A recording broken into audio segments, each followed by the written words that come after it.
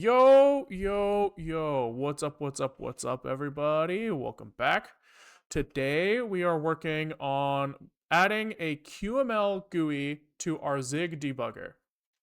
So the context for this project is we've been working on this debugger. We have this program that we've been testing on, but does nothing really too interesting, right? He just says hello world, he prints some stuff in a loop, and then he says goodbye. If we run the application directly, one second. He's got a build. He's thinking. We see some output. If we run our debugger, we can right now on the command line say, hey, could you set a breakpoint in this function offset by 360 bytes, and then in this function offset by 0 bytes.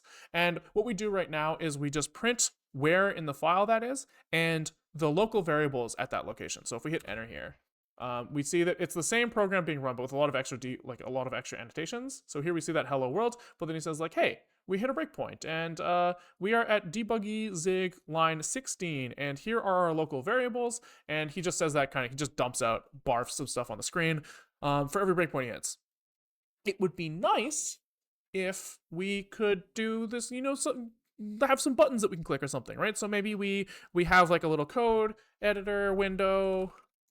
Right, maybe we have something that's like, you have like a window of some source code, right? And over here, you want to be able to like click a button over here and get a little red dot and say like, that's where I want the breakpoint, at that exact file and line. And then maybe over here you have some like local vars. Maybe they kind of like show up in like a tree view over here. And then maybe you have a way to like say like, maybe I want this to be like registers or something. And then maybe down here you have a button that says like continue. And maybe you have another one in here that just says like break. And then I guess probably somewhere also you want some like output from the program. Right? We'll keep this as our little UI mockup. So the goal for today is to implement this in some way. So I'm thinking, we've been kind of experimenting with different GUI frameworks and stuff. I think today I want to look at QML, which is, Qt framework. They kind of, at some point, decided that they don't like it when people write C++. They prefer if people write JavaScript. And so they have this like engine that you can like write JavaScript into, like it's kind of like modified JavaScript that's kind of optimized for defining dependencies between like visual components. So if we look at like QML example, maybe can we just like see a snippet of code? No, we can't just see a snippet of code. QML example, can we just look at like, oh my god, just give me like a file somewhere. Give me a file, song player. QML. Right, so it looks something like this, where you're just like, I have text, and my text has an ID, and he's positioned this way. And I say JavaScript, these kind of like look like JSON-esque, but like you can also write JavaScript functions and call them inline and stuff. So I wanted to experiment with that and see how painful it is to write a QML application who's backed from data in Zig. So that's the plan. And if we get through that quickly, which we probably won't actually, I wanted to kind of do like 3 UIs, right? I kind of want the GUI, I want like a CLI that's probably going to be embedded in the GUI as well, right? Because like when I use GDB, I like really poke and prod with the CLI, and I kind of would like a GUI that like allows me to do that. And then like a linter app that says like, run these like, these tests, expect these types of outputs. But that will probably come later as well.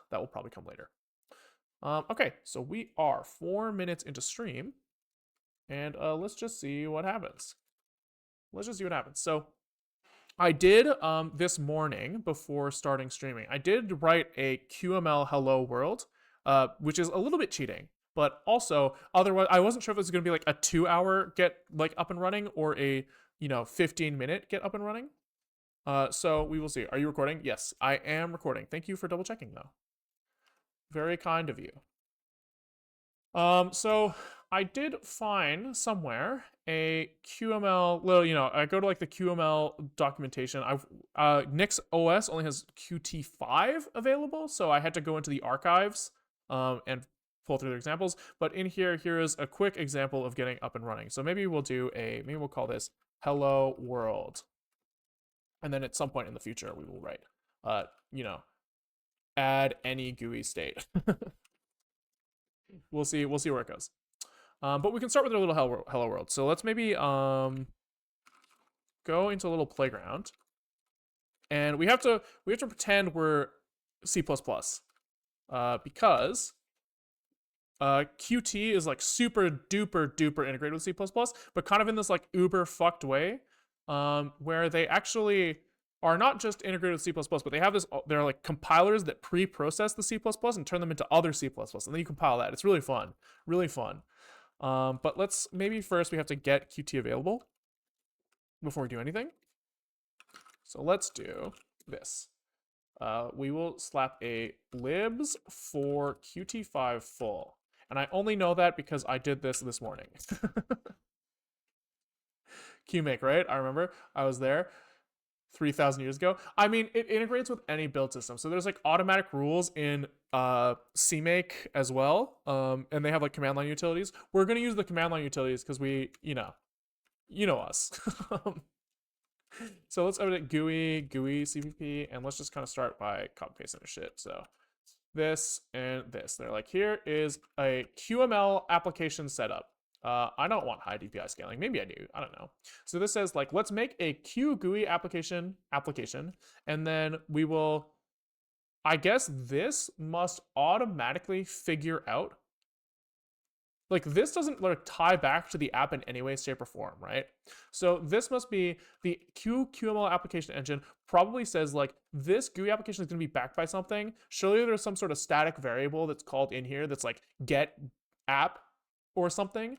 And he says load this main.qml, which means that we need a main.qml.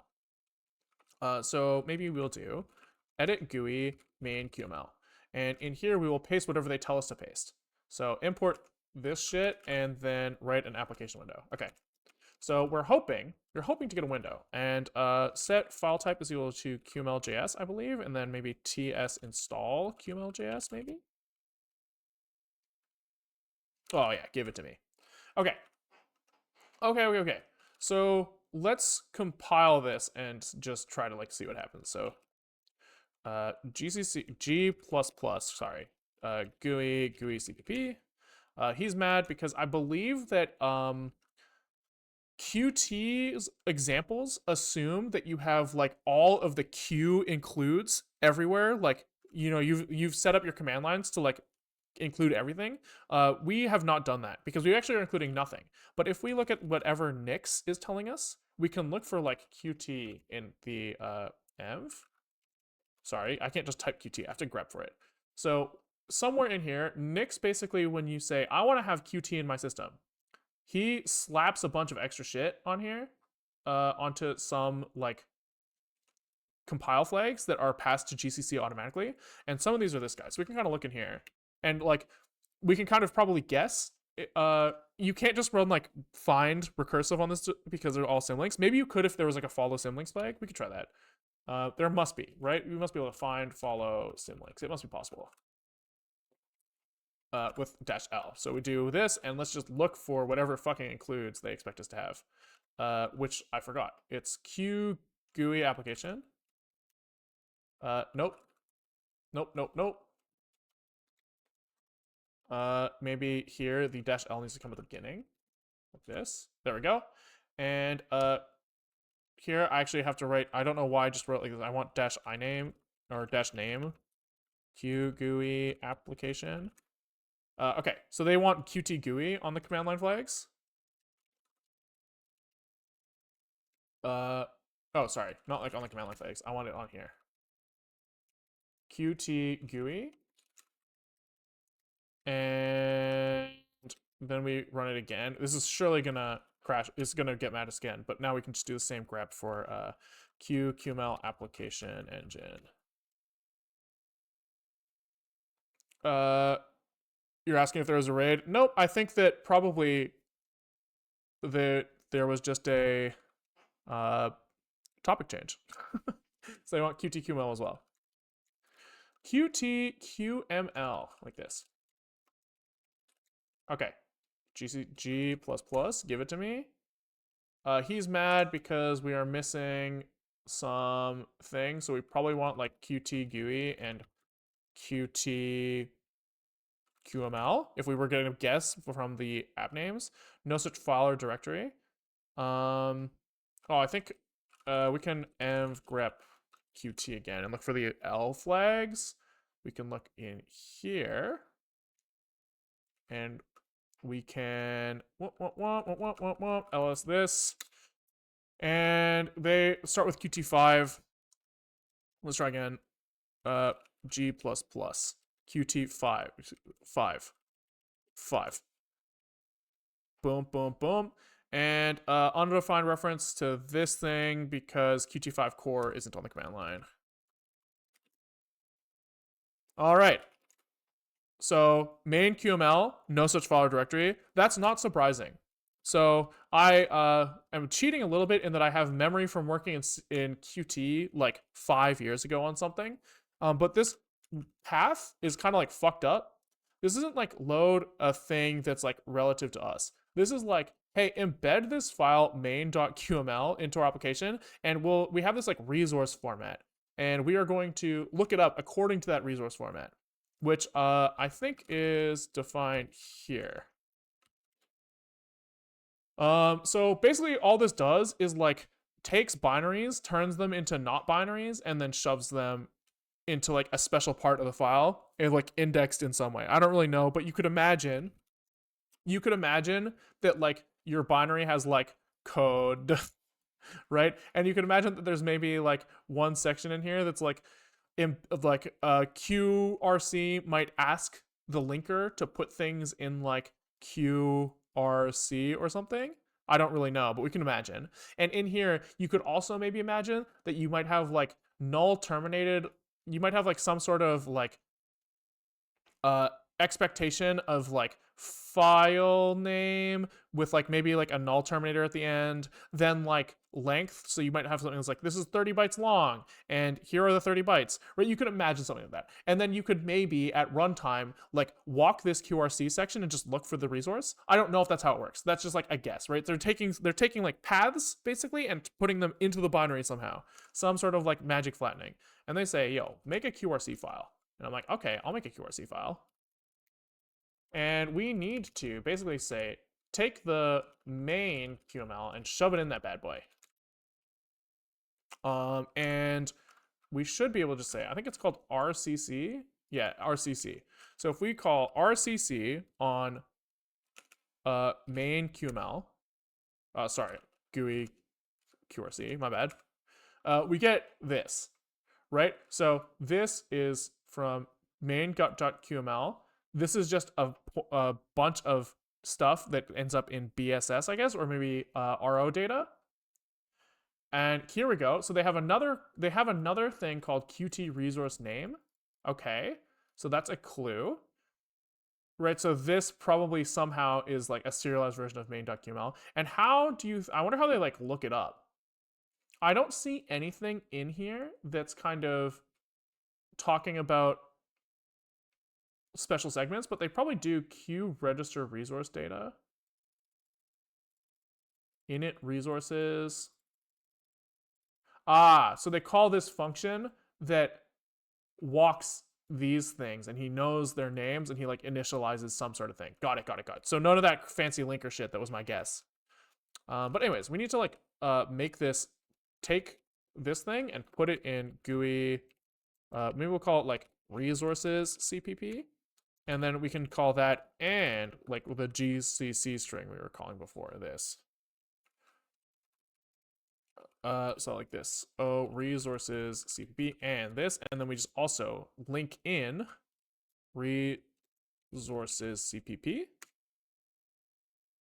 And then let's also run the application. And we do get a window. There's nothing in it, but we got something. So big win there. And we should be able to go into like our main QML now, and we should be able to do stuff like set file type equal QML.js. Give me some fucking syntax heading, please. And we should be able to be like, make me some text, and give me like let him have the text in him like hello world, right? And if we do that, we see a little tiny, tiny, tiny hello world crammed into the top left of the corner. C21 brought it in embed, by the way. Oh, sick. So we don't have to use the key resource system. But we're already here. We're following their examples, so we'll do what they say. I do think that Qt often does kind of things their own way, because they're kind of, I think that their paradigms kind of just came in at like C++ 2003, and they never really got updated. Okay. So the next thing we want to do is we want to say, okay, this is great. We have like some stuff that we can put on the screen, right? But how do we like interact with C++ in any way, right? We need to be able to like write code that comes from Zigland and gets like propagated up to the UI somehow. And so I was Googling around and eventually I got to this guy. This is the function. The most important function, QML register singleton instance. So the idea is that you can like make a class in C++ that QML knows how to call, right? So in here, you define this class and you use these like fucked up Qt macros. We'll get into those in a second. But they kind of say, hey, there's this like thing on here, some property, and this is the function you call to read him, and this is the function you call to write him. And this thing will happen when that thing changes through these reads and writes, so that other people can like observe that those things change, and everything just kind of gets like propagated automatically through the Qt event loop. They call them like signals and slots. So the idea is that like in Qt, you can ask say for somebody to say like, when this signal, some property changed, is thrown out there, run all of this other shit. And so QML kind of like uses those under the hood to hook up the idea that like if you have text that depends on this property, it will automatically kind of like hook up like, oh, so if that property changes, then I need to rerun this code to generate that string. He kind of like builds this kind of like complex computation graph under the hood, which is kind of fun. So they're basically saying make this thing and then just register him as a thing. So you give him you just take the pointer to that guy and you just like slap him in there, and then in QML you can just say my API do something, and that will call like a function on your type. I think do something defined here. Yeah, so he just calls this function. He does all the stitching for you. So let's get this example going. Now there's some Qt bullshit to know about. So if you have you need to run this like pre-processor on this thing called like automock, I think it's called. To basically say like there are some things in here that like aren't part of like the C++ language, right? So you have like this like signals section here, and this signals thing has like some property changed, but like in order for that like propagation of values that I was talking about earlier to like do something, somebody has to like write some code that will be like, oh, so let me iterate all of the people who are registered to some property and like call any functions that they told me to call. But that function isn't written here. And so what you're supposed to do is you put anything that has Q objects in like it's in a separate header file. And you run this like mock thing on it. So if we run like mock app.h, this generates all of this like weird shit, right? And so like one of the things that it generates is some property changed, right? This was the signal we were talking about. He goes like, whatever the fuck this says, right? But then he calls Q meta object activate on like this thing. So he basically says like, there's some, you internal Qt stuff, figure it out, and just like, I'll implement this way to call you. Who knows what all this is for, but it's, some sort of Qt C++ism. And I think the way that this works is they look for like that signal macro, and they know that, okay, so it said signal colon, so everything under here I need to like generate stuff for. And then in like C++, the macro, they like macro define signal, I think. This signals thing, they just macro define this to be like nothing. This is like a useless thing, but the mock preprocessor looks for it, which is kind of, and same with like Q object here and like Q property. It just like does all this like wacky shit under the hood. So we're not going to worry too much about that, but we just need to know that we have to call mock. So that means that our little command line is going to turn into mock app.h. dash o app mock cpp like this. And then our GUI command line is going to include app mock cpp. He's mad about something, probably because we forgot some includes somewhere. Certainly we forgot some includes here. So we need to definitely need to include, I think it's qt core q object, I think.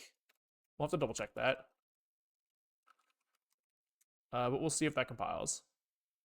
That compiles, which is good for us. And then now we just need to like follow the rest of their example. So GUI CPP.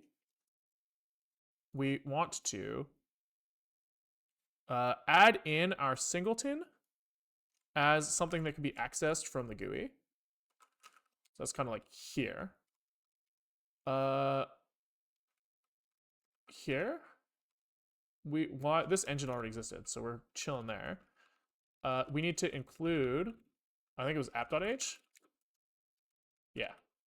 And then in the GUI, they say like, hey, just use that thing. We can like add the number of the property inside of him to our output. So if we just say like text hello world plus my API dot some property, we should see like the value of the property change around here. And then we also have to import whatever they told us to import with. So here. So here now we should see Q object singleton is not installed, so we fucked something up. I wonder if we do this, but we have to register it before loading. That's possible. There we go. So we see hello world 0 here. It's kind of small, but it does say hello world 0. And now we should try to see if we can like basically like trigger this thing to run in some way. Right, like we want to like see this property change triggered from C++. So we can call do something here from QML just to like kind of prove to ourselves that's like that it changes. So if we call component on completed, I think that was an example here, on completed, yeah. You can call like my API do something, right? And if we do that, we should see that it should say 5, I think. Yeah, so it says hello world 5 because our example is that changes it to 5. And we can get even crazy and do like, we can try to like modify that value over time. So here we can do something like add a timer to our thing. Like this. Why does my syntax highlighting keep turning itself off? It's like every time I open the file, it forgets what type it is. So here we're going to say, every time we do this, my API.sum property plus equals 1. And every time that happens, this text should update. So let's try that. Let's try, oopsies, zig build, what am I doing? We want G++. G++, baby. So here we see like, you know, he's incrementing. Can we change the font size here? Surely text lets us, surely this lets us set the font size. Font.point size. Can we just set this to like 65 or something? Is that how this works? I don't fucking know. There we go. There we go. Hell yeah. So, you know, it's doing some stuff. And now, you know, you can even prove to ourselves, we can prove to ourselves that like it's integrating with C++ in some way. If we go into app.h and we start saying like, well, when the property is set, can we like, you know, stood cout setting property to val include IOStream. Everybody's going to judge me for using IOStreams for sure, but you know, it is what it is. And I think that if we run this again,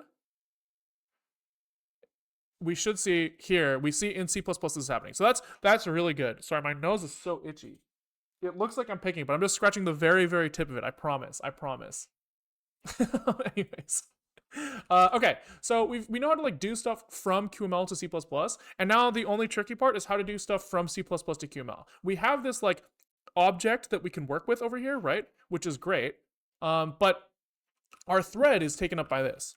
And so we need to basically ask the event loop to do things for us from another thread. So we can do like const auto thread is equal to a std thread, where you pass in something where you can do some work, right? And here we want to do something that's like example set property, I think was what it's called.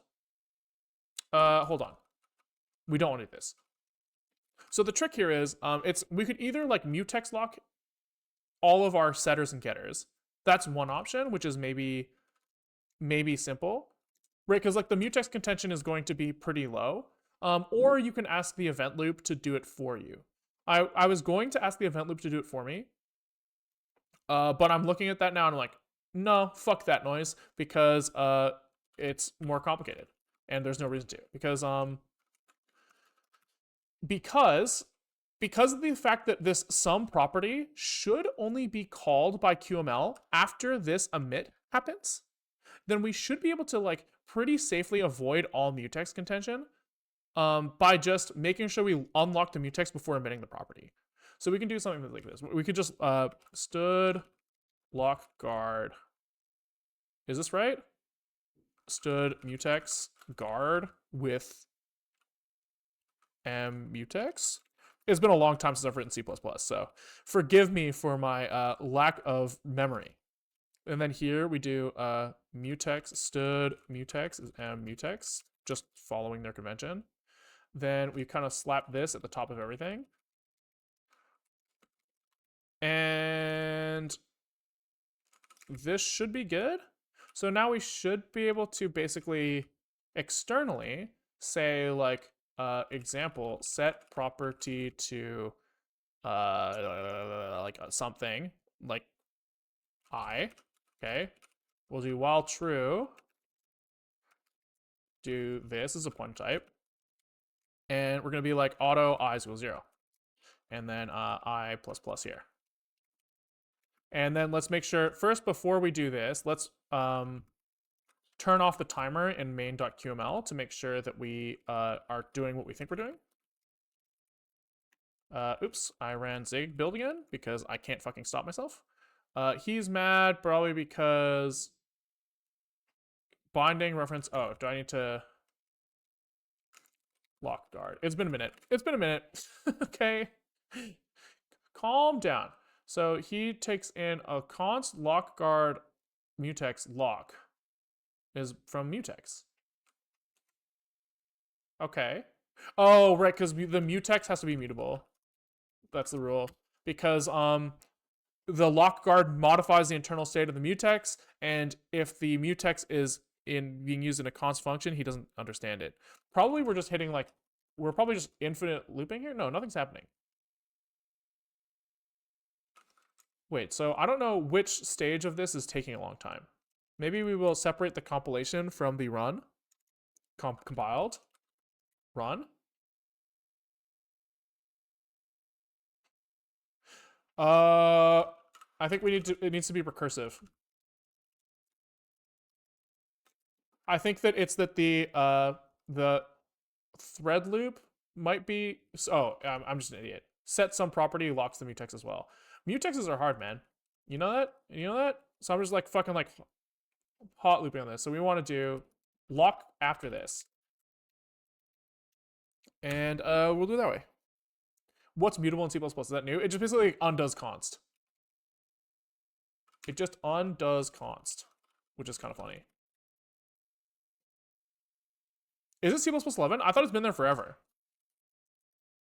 I thought it's been there forever, but I guess not. So even now, I'm not seeing this run. I didn't really look very closely here.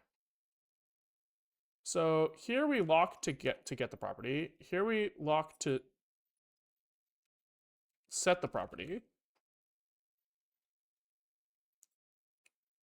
Oh, we need to release the mutex before emitting that the property changed. Because that's the emit is going to call back into ourselves in the same loop. Isn't this fun? Isn't this fun? Fucking C++. There we go. Setting property to 5, and it stays 5. And now from a second thread, we should be able to basically just slam set the property and see it updated in the GUI. Except he's mad because why actually? I actually don't know why. Thread is not a member of stud, so include thread. And then no matching function to set property. Really? Set some property it's called. My bad.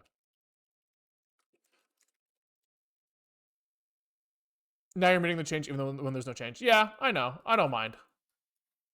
So here, we're kind of like, the window's not responding because we're hot looping on that mutex, which is kind of causing it to get a little sluggy. So we can do a stud this thread sleep for stud chrono seconds 1. We'll do once per second. Okay. So now we should see once per second this change, and now he's being updated from C++ instead of QML. So we kind of have like all the pieces now that we need in order to take some state in Zig. We can easily get state from Zig into C++. That's easy, right? And now the only thing, and now we have the pieces that we need for the QML side to notice those things. And so now all you have to do is you can kind of like manage this in like two sides, right? One is like state management, and then the other is like a GUI work. So it should be pretty straightforward now, I think. This is as far as I got in my like pre-stream adventures this morning. Okay, so what do we want to do? We got our hello world, and let's do add any GUI state. So 3145. And let's look at our GUI mockup from earlier. Our really good GUI mockup. Here. So I guess let's just start maybe by displaying the registers. Displaying the registers feels kind of simple to me. Or maybe we add the continue button. Yeah, maybe let's see. It would be nice to display the source as well. Can QML like directly display file from disk? Or do I have to do that on the C++ side?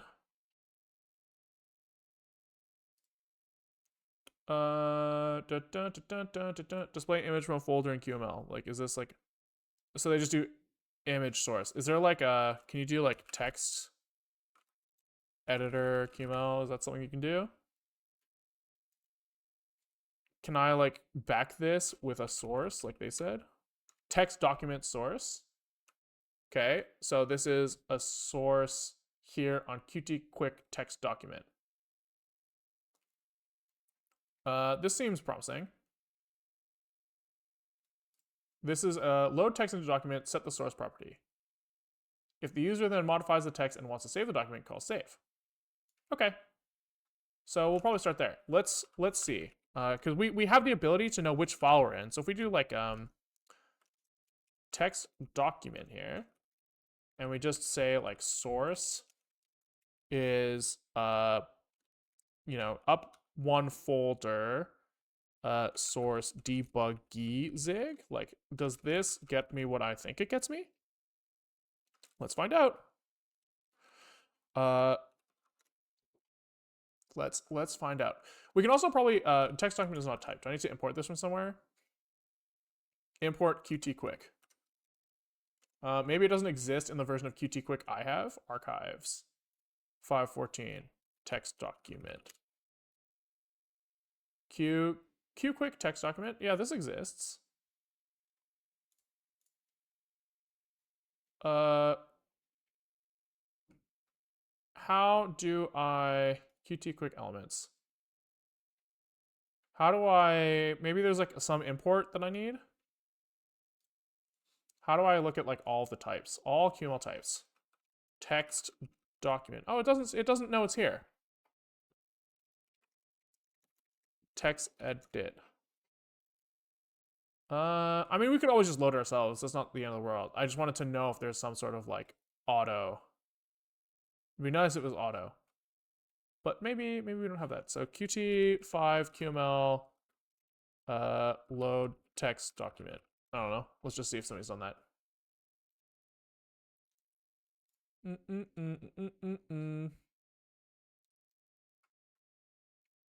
read. Oh, he's saying that doesn't exist yet.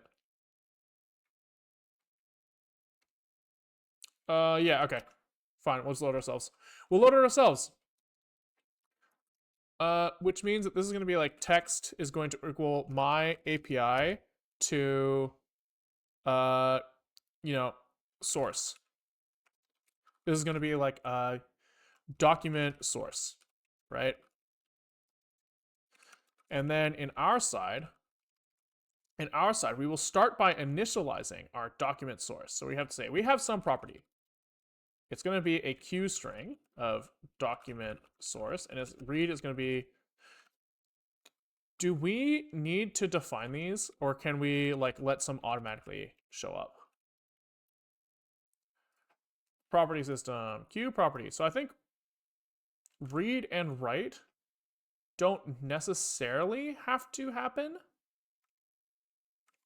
If they are odd, I think they might automatically emit the signal if I just write that I want a signal. Yeah, so here is read only.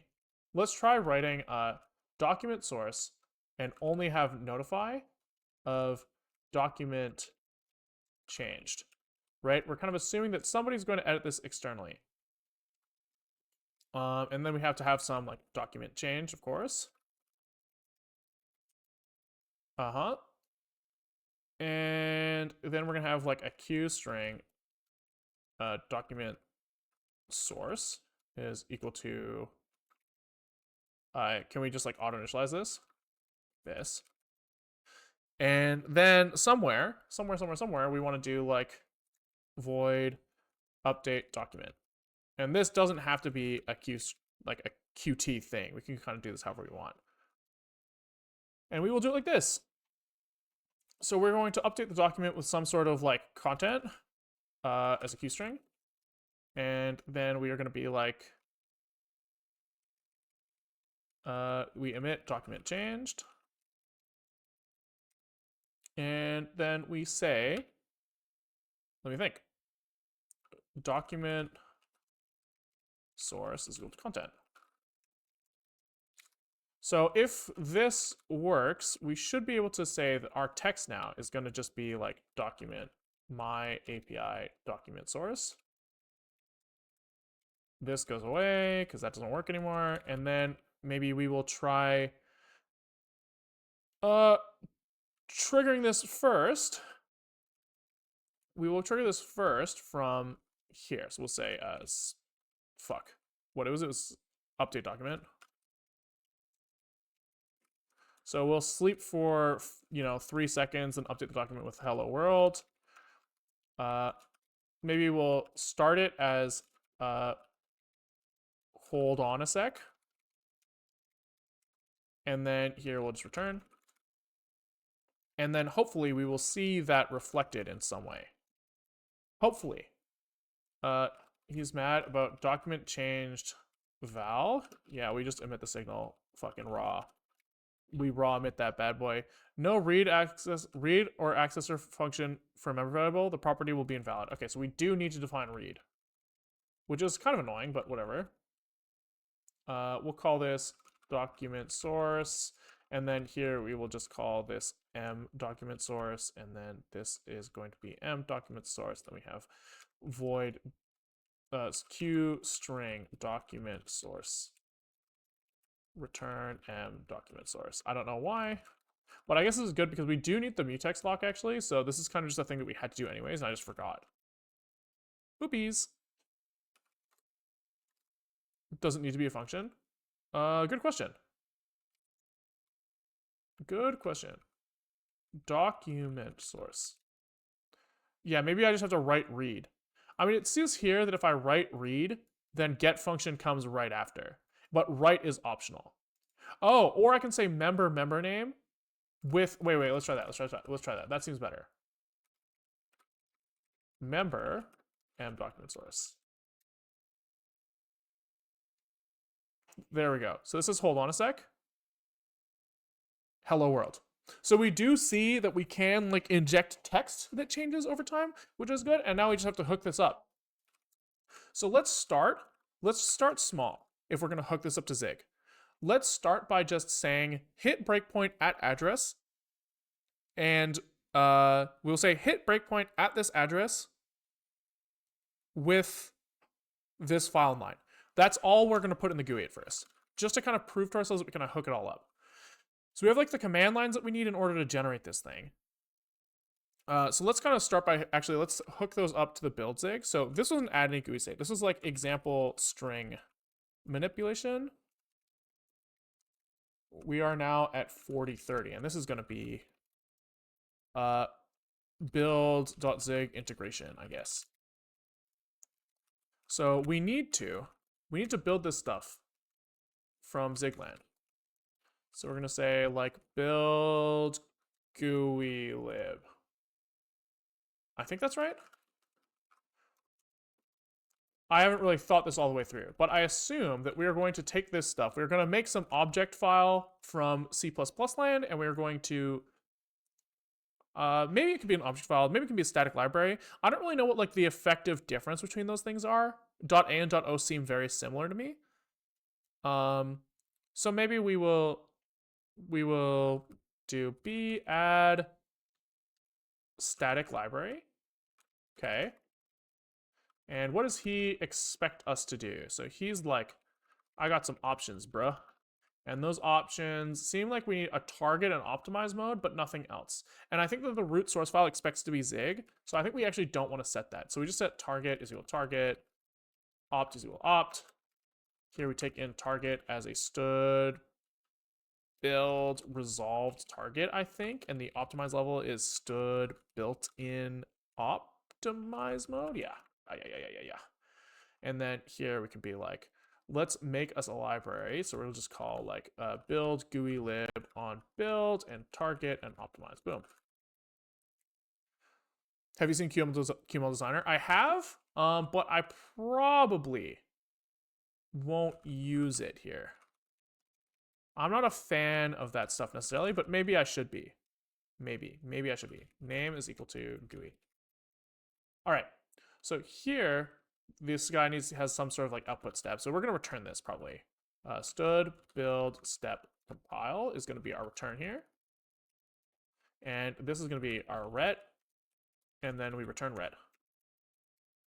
However, before we actually do the static library, we actually have to generate the source code for that static library, right? We have this resources.cpp we need to generate. We need to mock our shit, you know? So we're going to be like, we're gonna like add some sort of like runnable thing, system command, I think is what we do usually.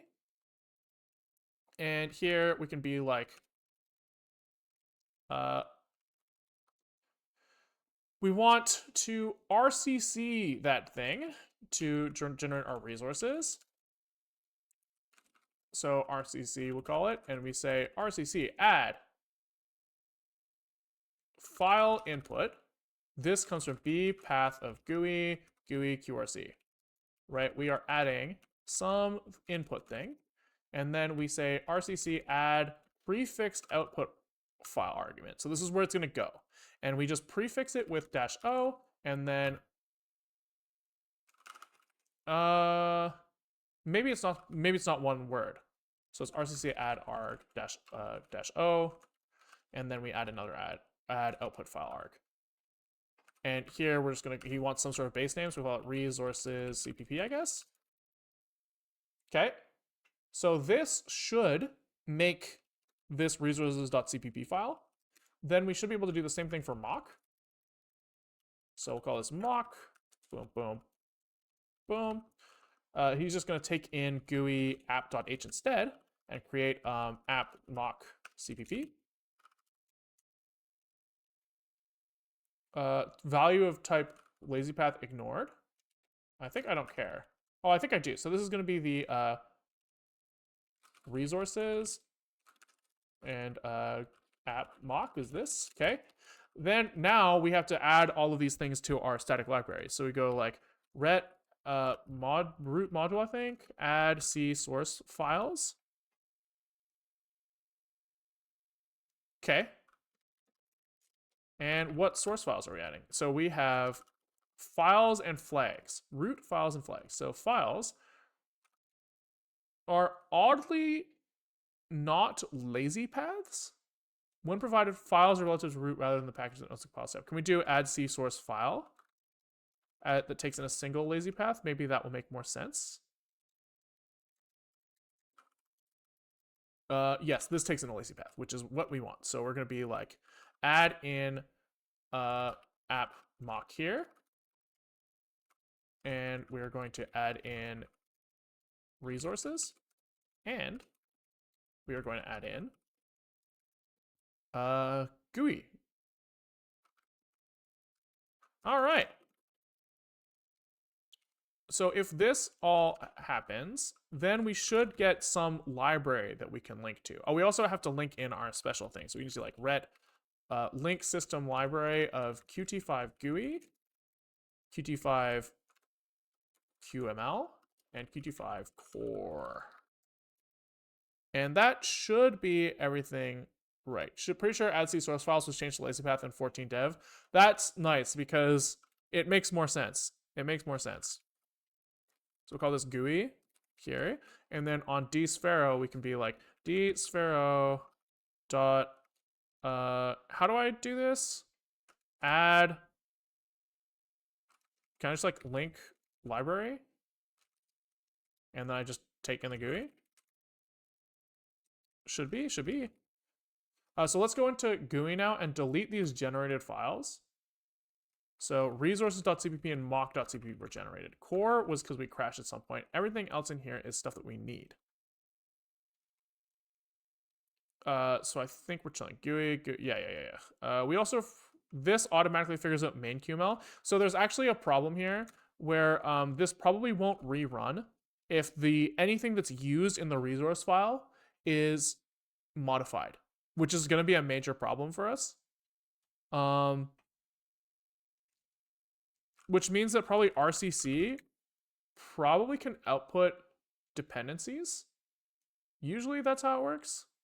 Yeah, it can write a dep file, which is sick for us. So we can so RCC add dep file output arg. Probably not prefixed. So we can just be like resources.d, I guess. And then we need to add the argument to make that dep file, so d-d. This is important. So this is how Zig is going to know to rerun the build if we modify modify it, I think. We should probably look up the Zig build system. There's a way to like dep file. Dep. How do I like use this dep file? Does it automatically do it? I actually don't know. I actually don't know. Where it's discovered additional dependencies, only one dep file argument is allowed by instance, sure. But then like, do I then give it a dep file for next time? It must automatically figure it out, but we'll see.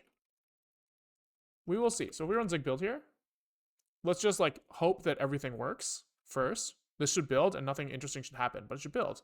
But instead we have no relevant classes found for the mock generation. ls GUI app.h, mock GUI app.h. That seems fine.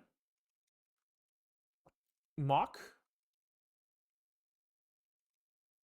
Yeah, I don't understand. Add file input GUI app.h. And was the mock step that failed? Sig build? Oh, RCC. No input file specified. Does this have to come at the end, maybe? It might be that both of these guys kind of have to have the -o at the beginning. I've seen that before. No input file specified. Can we look at, so he ran RCC-O this, -d that. Am I stupid? What is adds an additional input files that when modified indicates this run step? Oh, oops. It's supposed to be add file arg, not file input. I'm just a dumbass. That's why. That's why. Okay, so now he's probably mad because I said add C source files instead of add Add C. Can I not do CPP source files? Oh, that's interesting. I thought I could. Maybe I can add flags. Can I do like -x CPP? Is that legal, do you think? Be like, yo, please, just so you know, this is supposed to be C++.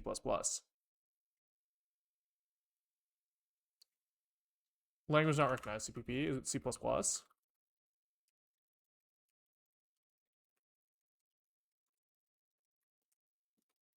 Could be, could be. Could be.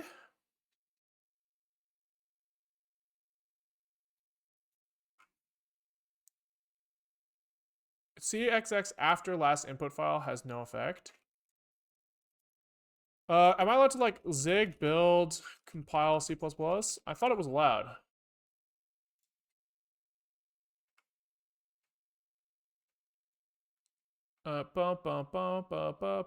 Where's your fucking? Oh, just zig CC and zig C++. No, I want to know how to do it like in zig build. C++. No. CPP. No. I thought, am I crazy for thinking this is possible? Zig build build.zig C++.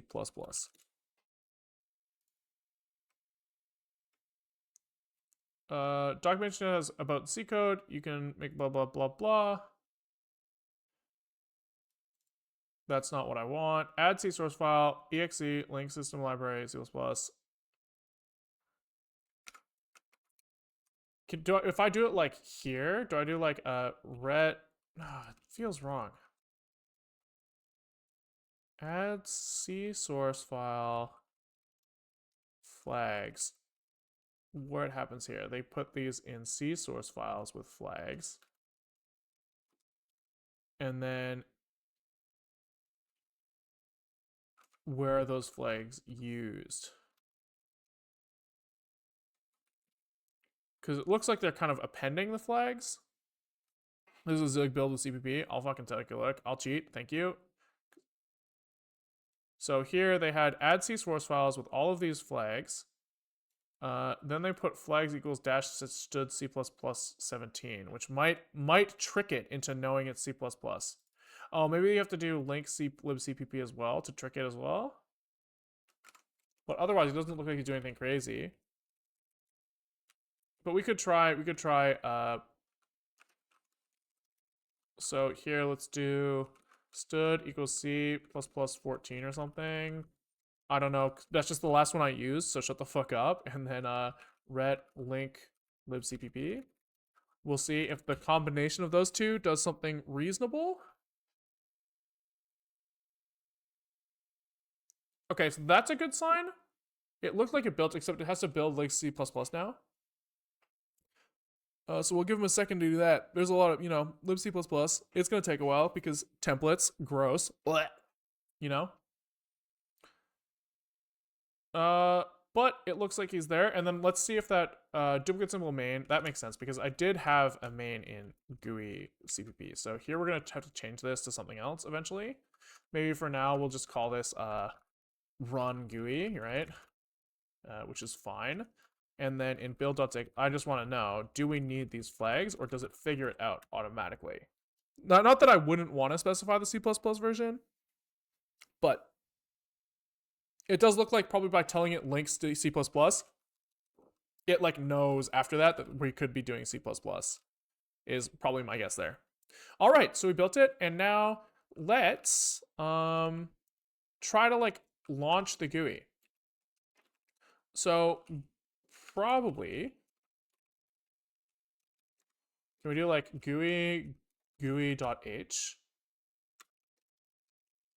Do I have to pass anything to QGUI application here? Can I just do like a one and like app? Like, is this something I can do? How do I car star argv? This is gonna be a car star, so this is a car double star. Like, does this work? Maybe. And then this can be like this, and then in we can make e GUI.h and slap this in here and just be like, pragma once. That's how you're supposed to do this shit, right? Right. Oh, I missed a prime earlier. Shikest, thanks for the prime. Much appreciated. Okay, so then in wherever the fuck I'm doing my stuff, dsphero, I guess, we're gonna be like, c include GUI.h, and then we will add to our c include paths, do we do it here? Ret add include path to like GUI so that he can find GUI.h. Does that kind of propagate to everyone else? I think so.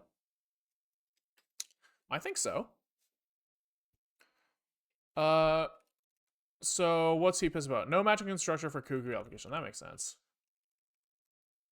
Int argc is equal to 0, 1. Car star argv is equal to app. That's how you do this? I don't know. I'm just trying to get out of passing the garbage.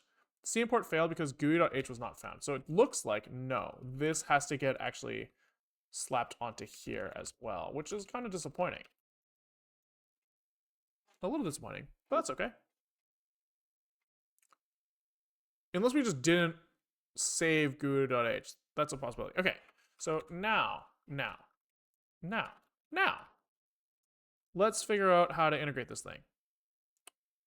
So dsphero, let's just call at the beginning of this. We're just gonna like, before we do anything, or maybe like after arg parsing, we'll be like c run GUI. So now we should see, fuck. We should see the window pop up, fuck. Run GUI has to be declared as extern C.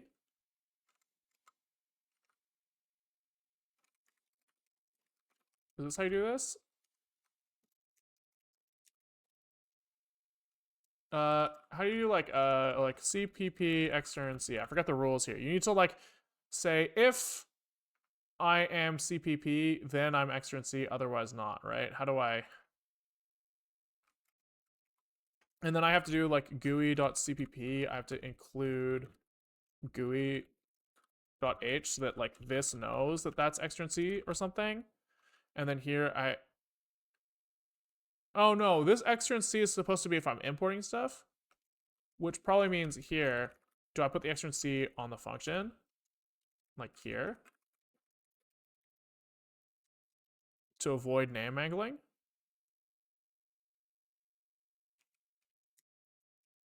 Extern C like this. Boom.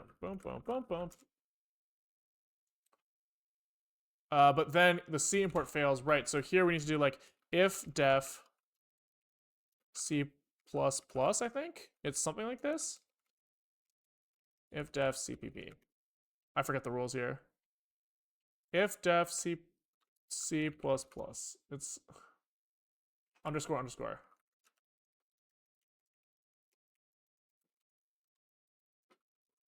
All right. Oops.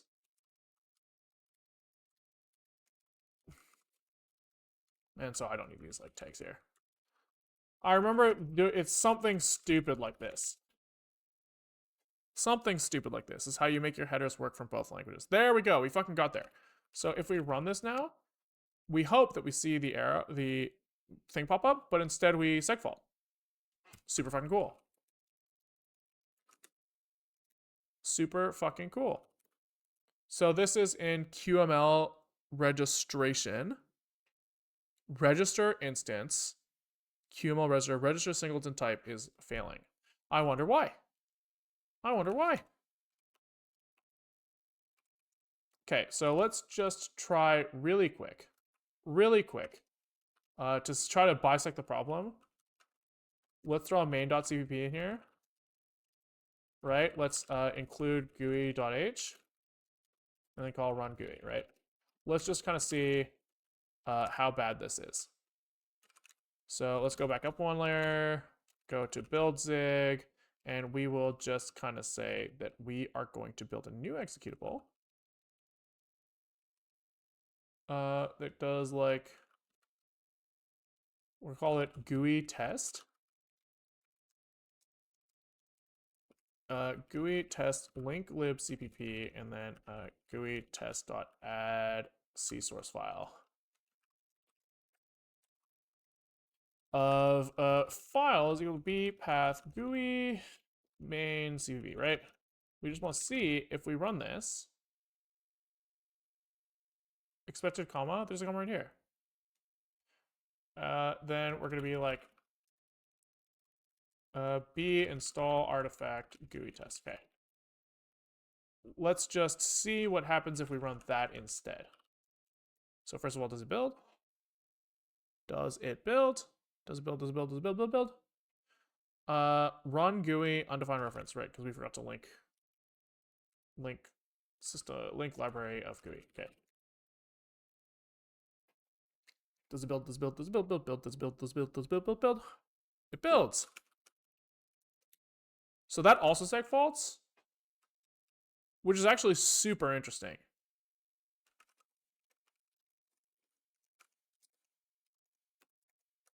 I wonder if it's because we cheated with int argc car star argv. I wonder if we cheated here and that's pissing it off. So can we be like here, let's run it correctly. So we'll go into main cpp, we'll write like int argc car star argv, and we'll press in argc and argv. And then we'll go over to our other usage of this guy, which is over here, and we'll just fucking comment that shit out. Just for a second. Just for a second. He's mad about something or other. GUI.h10. I did forget a semicolon. It's a hard life. He's mad about conflicting types. I forgot to save the CPP side. Okay. I wonder why it's not working anymore. This is actually really confusing to me. Let's get into here. And can we... Oh, I bet you that our resource bundler is running from the wrong directory and failing silently.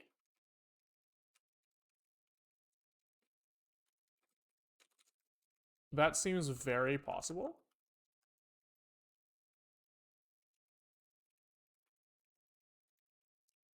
Based off like the fact that it was crashing on... well, maybe not. We'll see. RCC failure. So here he's saying that the following build command failed. Build, blah, blah, blah. File not found, dsphere GUI.qrc. But we set the path. Oh, it's one of these probably again where we have to say like... can we do like... fuck. We saw this before where like set current working directory didn't do what we wanted to do. And it was related to like RCC set environment variable. Can we like unset environment variable?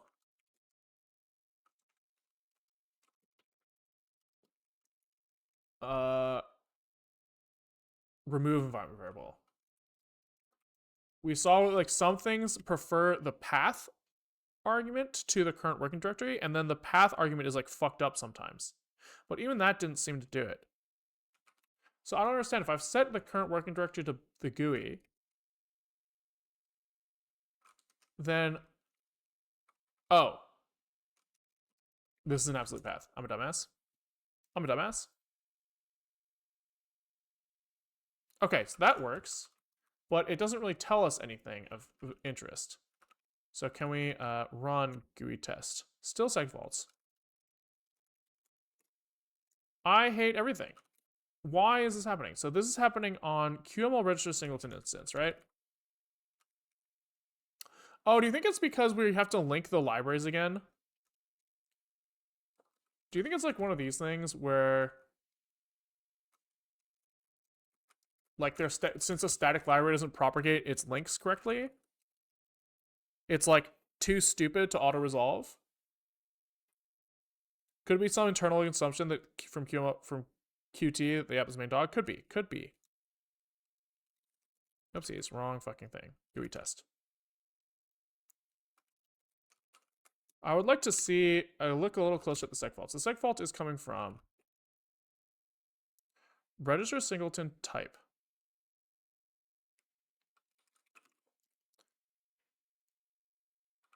Okay, frame 5. Example.get.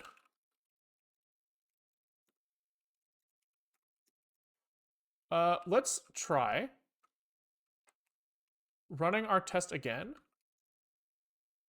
So we had RCC, run all of this, but this time also we need to throw in main.cpp here.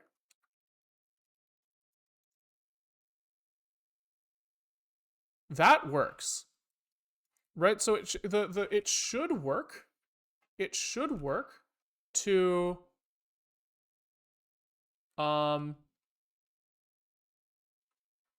call this as it's calling. So there's something wrong with the build setup.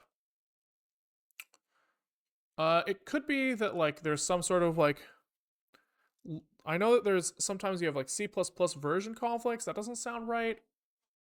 It could be that the resources are not being like not doing what we think we're doing. So we could look at zig cache output and let's just kind of rule that out. So let's look for the RCC.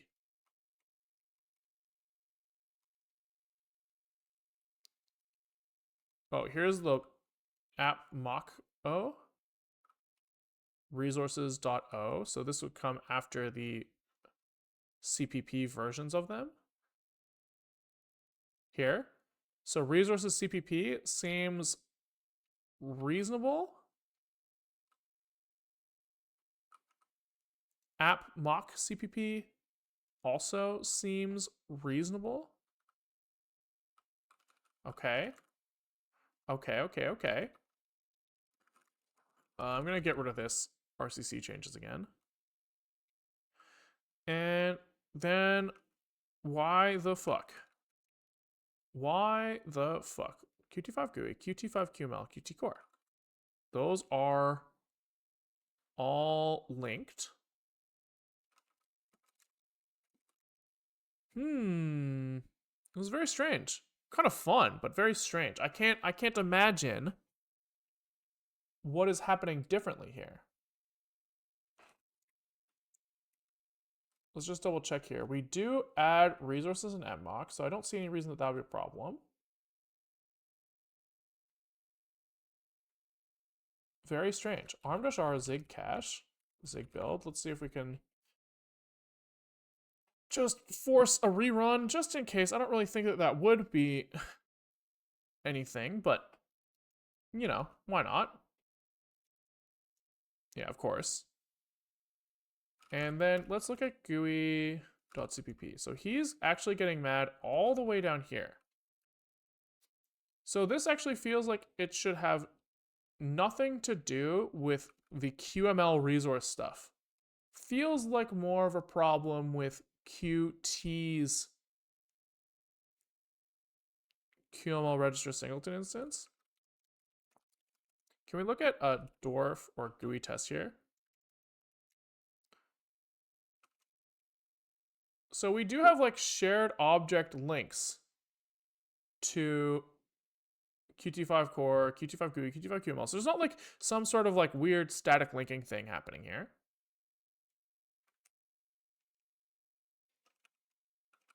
No. And it's also weird. Okay, what if we don't do this? Hear me out. Let's simplify. Simplify. So we'll get rid of anything using the singleton. Right? And let's just kind of see how that works. Let's see if we can get any window up at all. It could also be, it wouldn't surprise me if there's something funny going on about like not being able to bundle this stuff in a .a. Doesn't seem impossible. QRC main.qml, no such file or directory. So that feels wrong as well, right? If we go to the zig cache, and we look here, he does think that there's a main.qml, right? So that's a good clue about something. I would be curious to see if instead of making a system library here, we do add object here. I'm just curious to know if that does something different. I don't know if it should. It surprises me. Here he's being unreachable code here at link library. Oh, oops. Okay, link library. So this seems to be like add an object here. And here as well. Let's just see if that behaves any differently. I didn't test myself, but did you check this out on already? Nope. No, I did not.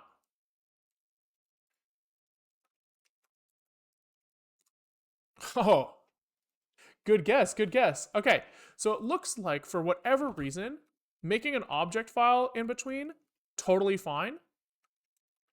But making a static library, totally not fine. Okay, so let's go all the way back. All the way back. And GUI test. Oh. That's interesting.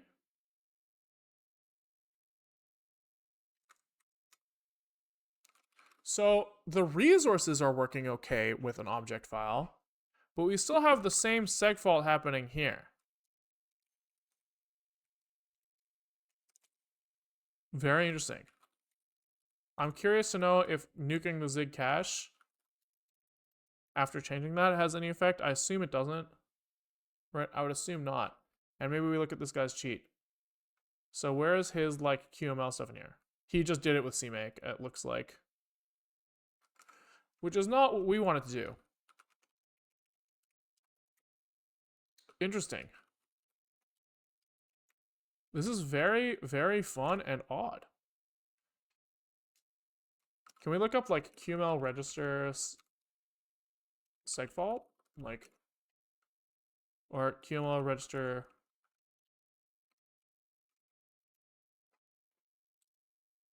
Da, da, da, da, da. It's not helpful. Not helpful.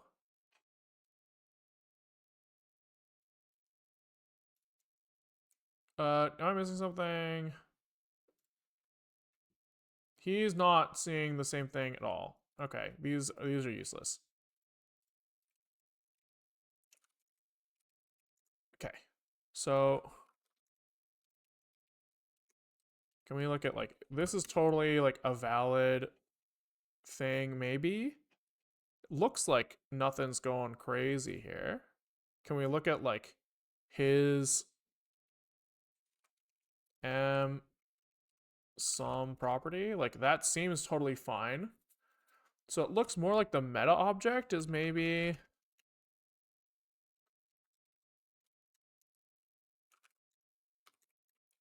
I think I've seen sometimes you might have to call cube register meta object or something. But I'm back to being confused about why this would be any different in when I compile with GCC or not. I guess technically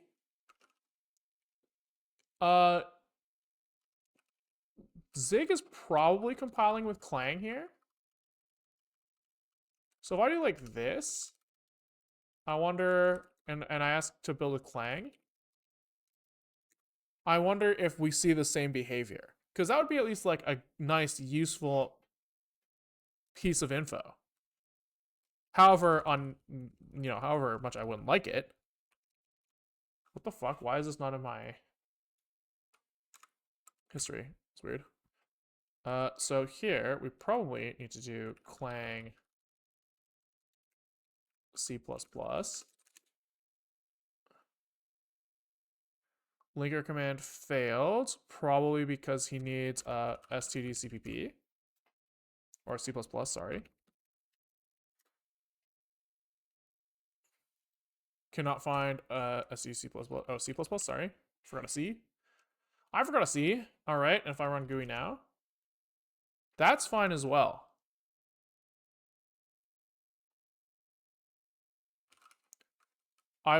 Is this one of those things where like order of CPP files matters in the command line arguments? Surely not, right?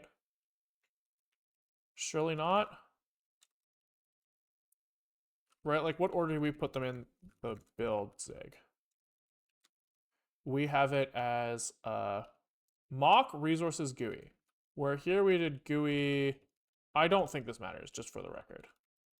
I don't think this matters, but let's at least mirror just in case.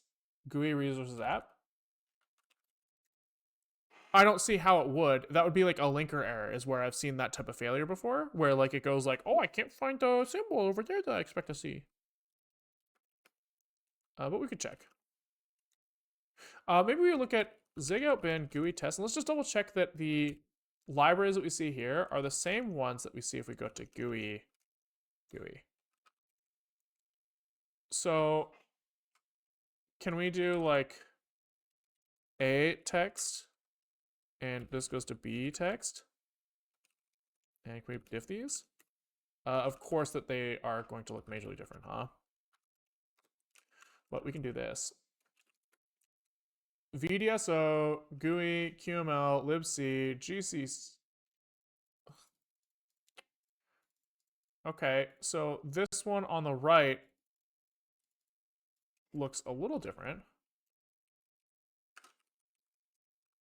But here, this is fine. We have that, we have this, which are the same as these, libc.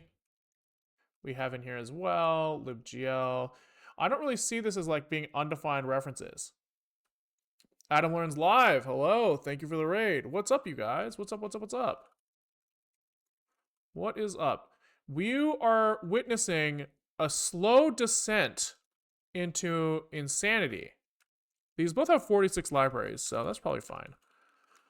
Where we were trying to take a QML application and embed it in Zig, which I thought would have been really easy. I thought that was going to be like a really quick little thing.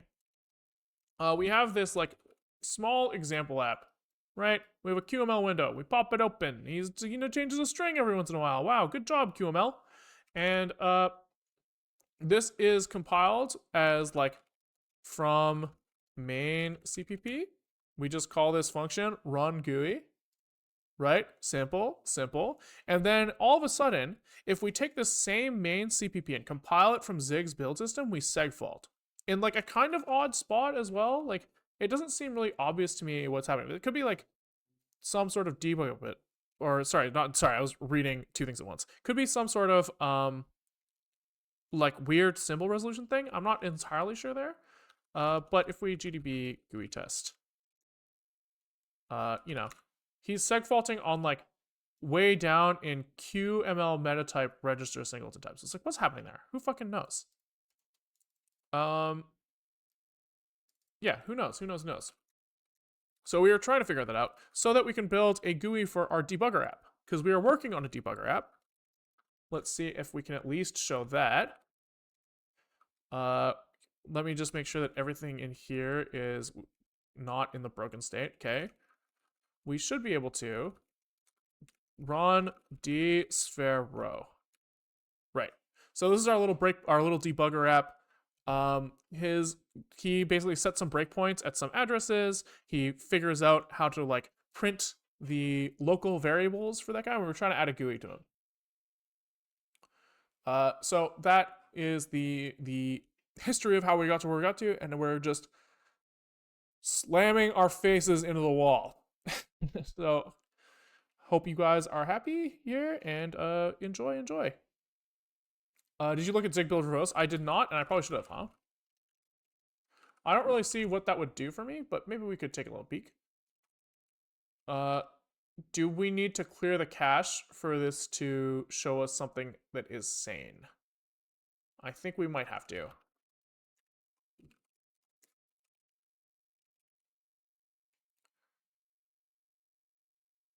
Please full screen the DVD billiards widget. It's pretty good, yeah. I don't remember who wrote that one, but it'll come back around. You just have to stick around until it swings all the way back. Maybe it's because when run from main.cpp, it doesn't do extern C. Oh, that's a good point. Oh, so it is just calling build exe, and it's hard to know what he's doing under the hood here. build obj. Here we go. He goes GUI CPP. He does know to like define some things here, which is interesting.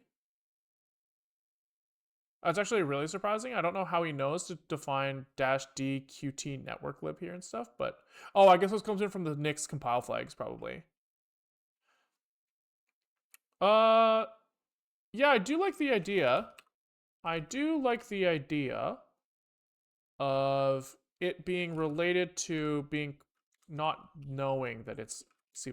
So can we do like,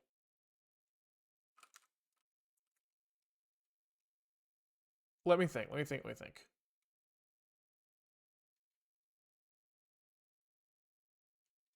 Although the GUI CPP side is always extern C, so the GUI.h should always be extern C as well, right? We should be able to do like extern C like this.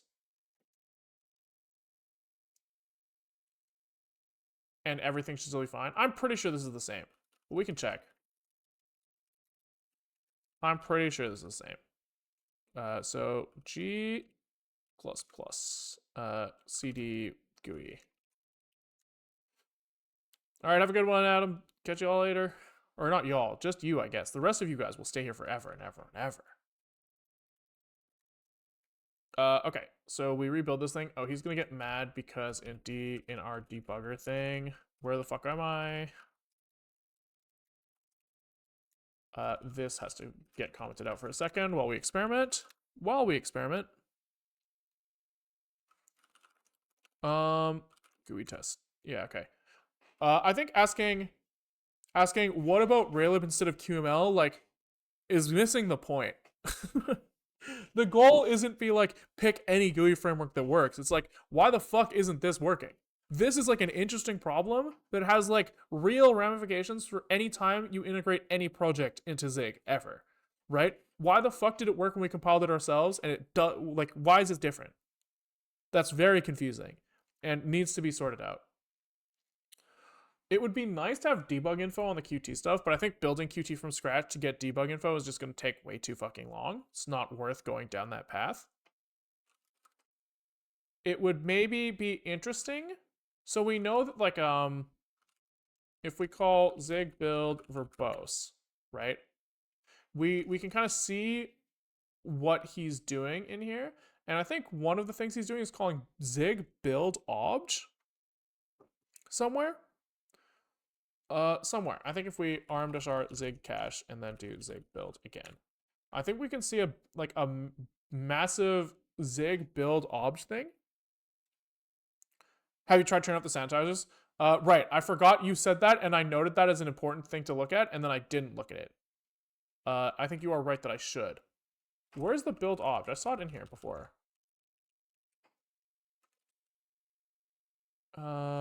Maybe it's just doing this.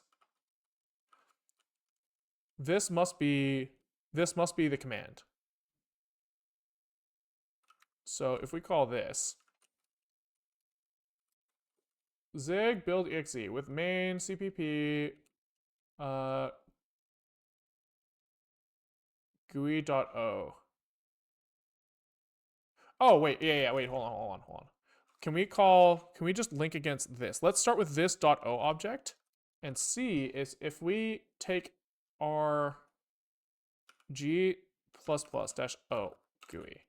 We take this thing and main CPP, and then we -l with all of our like previous L flags, Qt5 core, Qt5 GUI, and Qt5 QML, I think.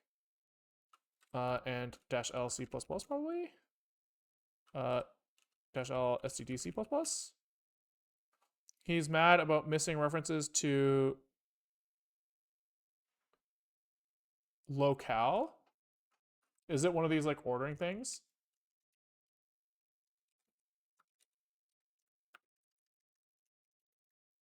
No, I'm actually confused here.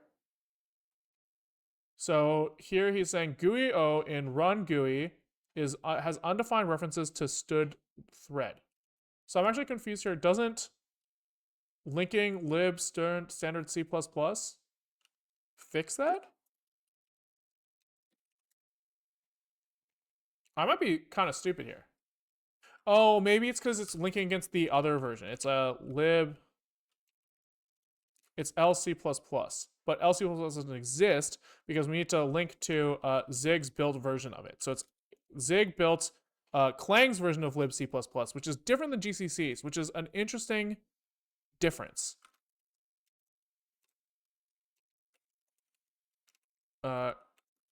Cache Zig.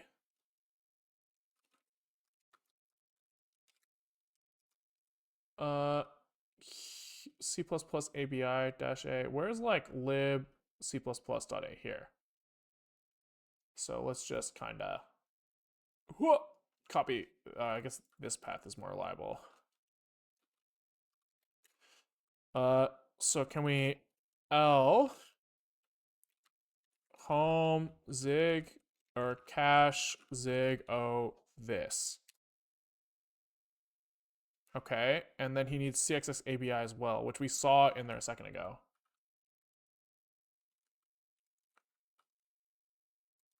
What we saw in there a second ago was this guy. So it was all of this, past this as well, and it was CXX ABI. C++ ABI? Oh, right. Okay, wait. Okay. Really good clue. Really good clue. Now, let's kind of run this same thing, but can we do, instead of trying to use the GUI.o we built from Zigland, can we use,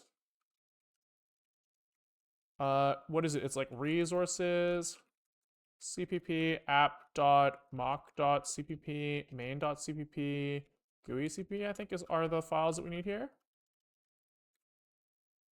He's mad about memory file not found because I think Clang has to be like, we're C++, baby.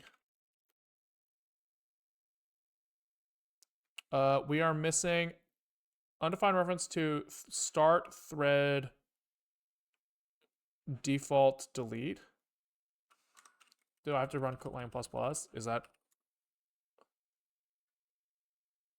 is different, I guess? Okay. Also another good clue. This compiles fine. Okay. Another good clue. I am interested in the sanitizer argument. I am interested in that. I'm just trying to figure out, I would like to bisect just a little further first. Just a little bit further.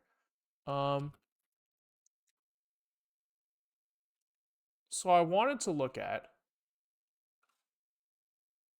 where was our GUI.o from? This was in Zcash. Okay, so if I verbose build right now, we should see the command that's used to generate that object file. Build exe, build exe, build exe. Is there not a build obj? Am I fucking high? Oh, here. It's right here. This is the command. This is the most interesting command of them all right now. So can we paste that command? Just take a little, oops. Is it here? How did I, here. Let's look at this and see if we can dissect this at least a little bit. Okay, fuck cachedir, fuck global cachedir, fuck listen. And does that make us GUI.o? It does. Okay. So let's go back to GCC, I guess. We use GUI.o and main CPP and link in all of our, Qt5 core, Qt5 GUI, Qt5 QML, CD C++. Oh, that won't work again, so we need like the -L. This was the command, and we just replace half this shit with GUI.o. There we go. Okay, we are still segfaulting there as well. Pretty sure sanitization usually errors with legal instructions as segfault. Okay, good to know. Okay, so let's replace. We want to just, really, really satisfy ourselves here. Let's do zig cc or C++, right? That's a thing. Let's replace the build object command with a zig C++ and see if that behaves differently. I suspect it could. So can we do o GUI-o with these guys? And then we need L Qt5 GUI, Qt5 core, Qt5 QML. And we need to say -c here to say generate me an object file. Okay. Let's arm GUI-o and then run this again just to double check. Good, he made GUI.o. And if we run our clang command again to take that .o and turn it into executable, we still segfault. Okay. Okay.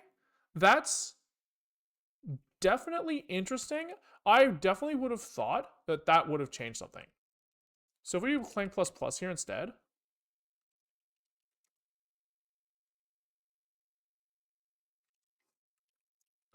what's he actually mad about here?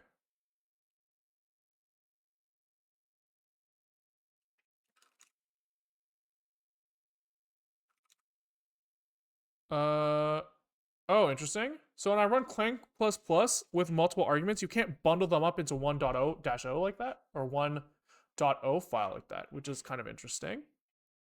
Definitely interesting. I wonder how we fix that. Well, we can at least try this command again, but take in this won't compile because he's missing a bunch of stuff. So now we need app mock o and resources.o.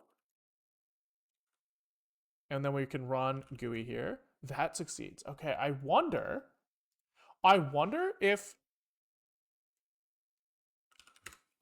everything has to end up in its own .o file in some way, shape, or form.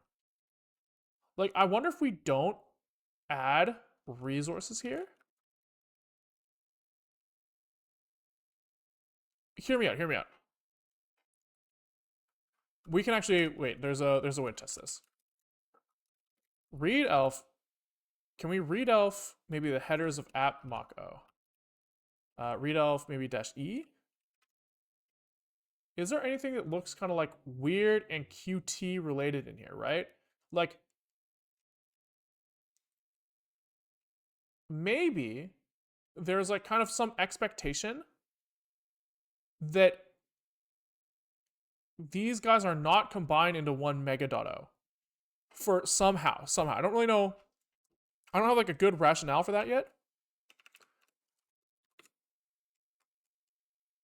But it's possible. I mean, we definitely see some Qt stuff getting injected in there. Qt version unrelated probably. Yeah, I agree. But I'm wondering if all this other stuff is also from that. Like, can we look at like, if I look at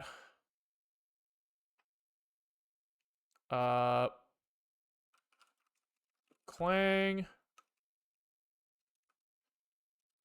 if I do GUI CPP again, it's so hard to test this. I have like a weird suspicion for whatever reason. I would be interested in trying.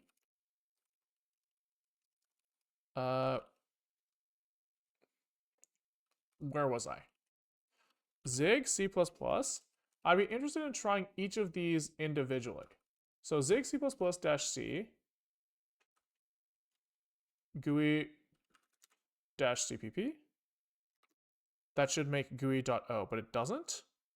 Oh, it does. Arm GUI.o. So if I run this again, I get GUI.o. Let's run this on app.mock CPP. This should make me app.mock.o. And we run this on resources.cpp. And that should make us resources.o. And we sort by these. We do see that all these things were just modified right now. Okay. So now if we run that same clang plus plus command, still segfaults. Okay. Okay. So the separation of the files is not the problem as much as compiling it with Zig C++ is. Now I thought Zig C++ was a drop-in replacement. I thought that, but maybe not. Zig C++ Qt.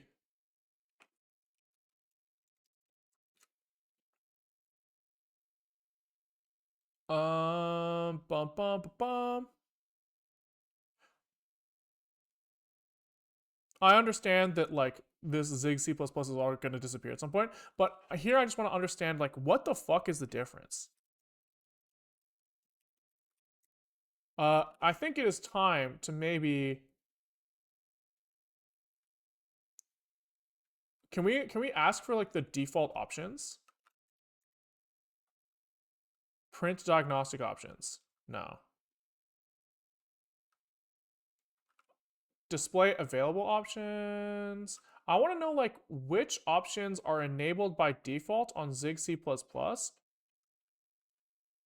that might be causing problems. You know? You know?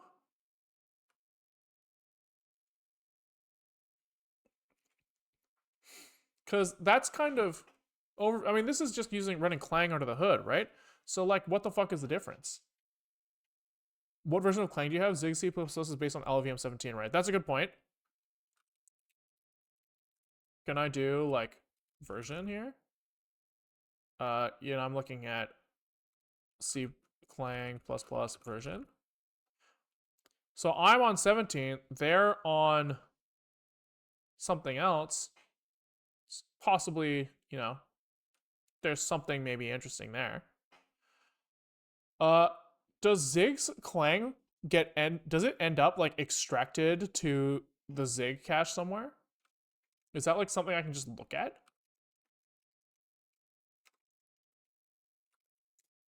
Right, like this is built in. Does like if I like find dot dash iname Clang?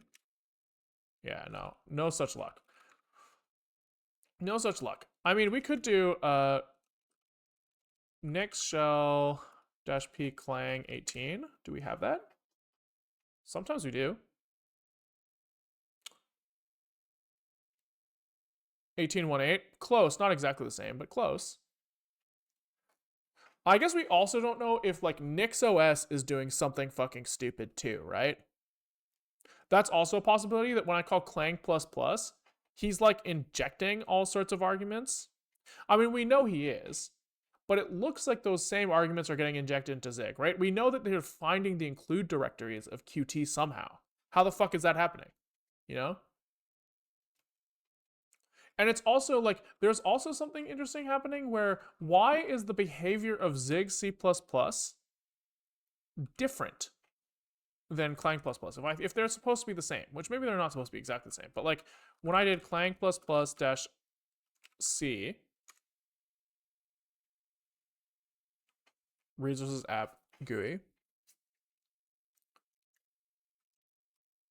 that made GUI dash at 1612, which is right now 16.16.12. So that made all three right there.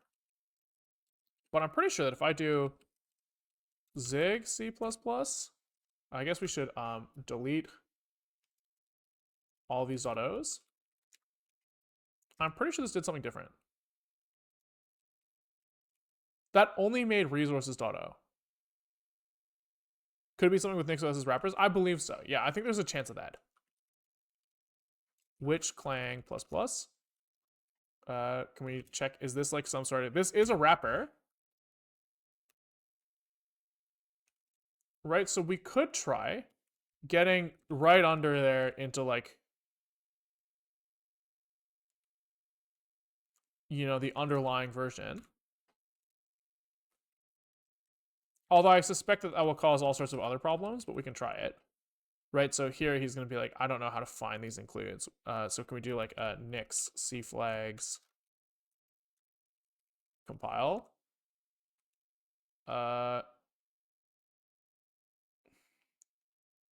env grep isystem. Nix C flags compile. Maybe these, are they supposed to go on the other side, maybe? Does it have to go here? Nix C flags compile. Still memory file not found. So probably this wrapper script is doing more than that. He's adding, yeah, like Jesus. Env grep cxx.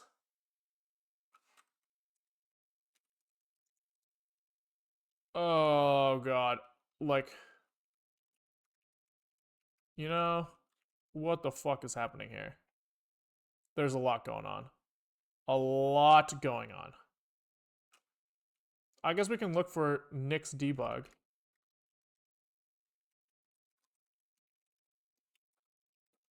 I just wish things worked, you know?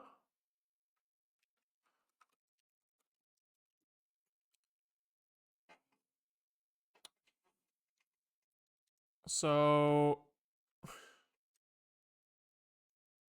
yeah, I don't know if I want to go down this path. Have you tried zig verbose cc equals 1 for the exact click band? No. I did not though that was an option. Zig verbose cc equals 1. You're saying, did you make that up?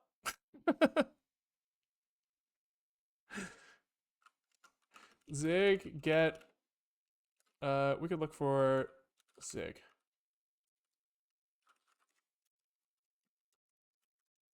Zig verbose cc. It does look like that is a thing.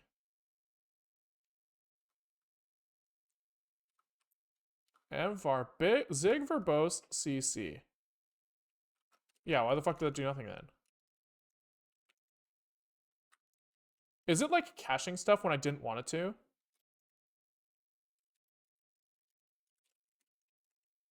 See, like, there's no way, right?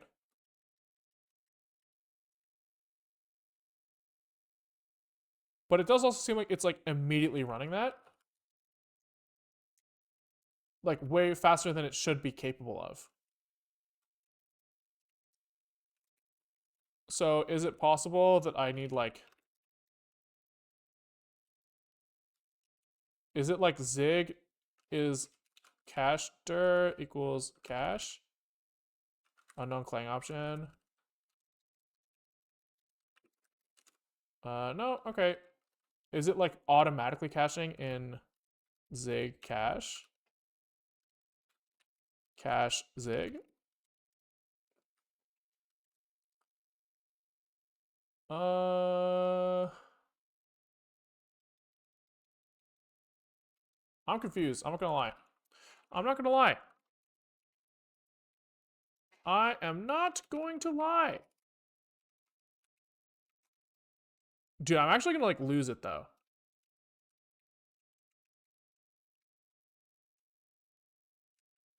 -o test.o. Like,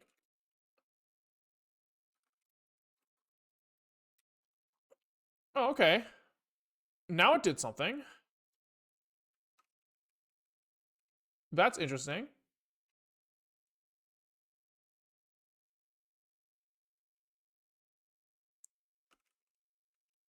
So it does look like he is trying to cache stuff in my zig cache. That's annoying and unexpected. Like actually very unexpected.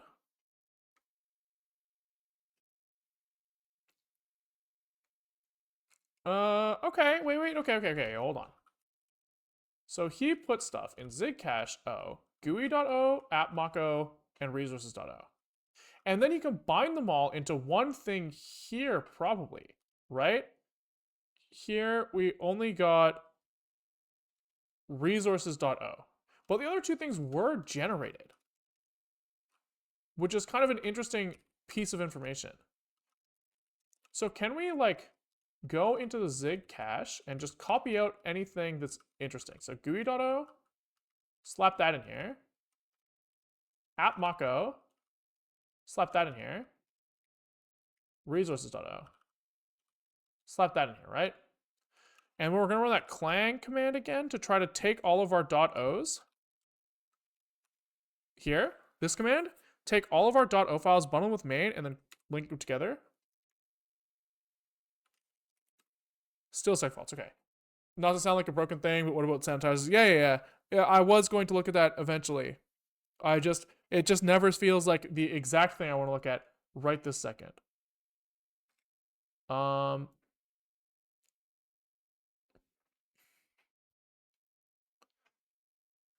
Okay. So we have narrowed it down further, but not far enough. I am down to just try. I mean, how do I see, like, does Zig kind of publicize that in their code? So we can look for, like, F sanitize. Where would these clang extra options? No. How do I know if it's on or not? Because we're running Zig C++ directly now.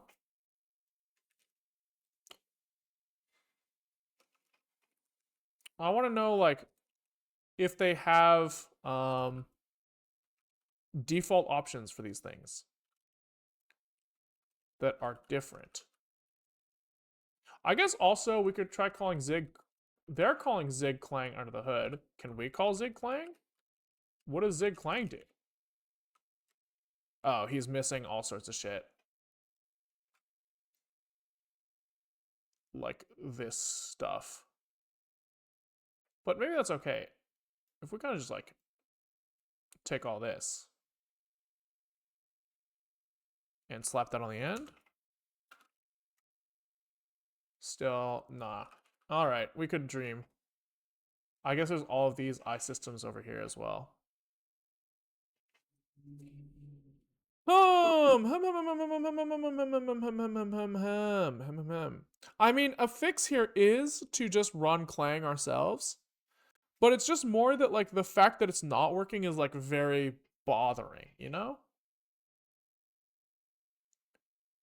If I take all of this stuff, just like this shit show of a command line, and I just replace, like,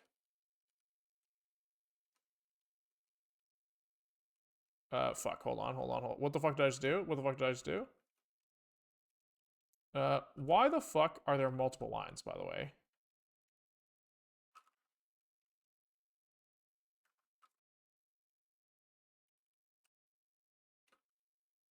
Okay, I think that's fine. Like, if I take this shit show of a command line and I just replace this with clang, that compiles something, which is kind of interesting.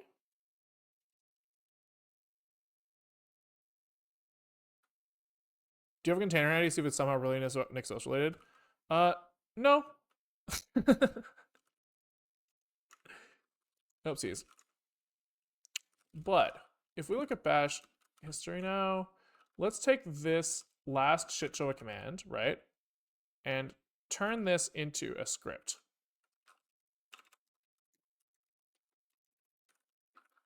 Okay? Just slap this bad boy in here. And we'll just replace the input with $1. Okay? Let's compile app.mock.cpp. Okay, let's generate compile resources CPP, GUI CPP. And we should see those are the three things. And if we run our clang ++ command that our little test command, I think it's this one. So this is, okay, we have definitely narrowed it down. At this point, that's a command where there's no Zig involved. None at all. And it's still causing the same problems, right? So now the question is what the fuck is this doing that's fucking stupid? You know? There's something happening in this, how do you scroll like this, GJ? So one of these 50 billion commands or lack of 50 billion commands is causing a problem. So kind of interestingly, I'm interested in F sanitize, as somebody claimed. It says undefined, but let's just like turn some of these things off and just see what happens.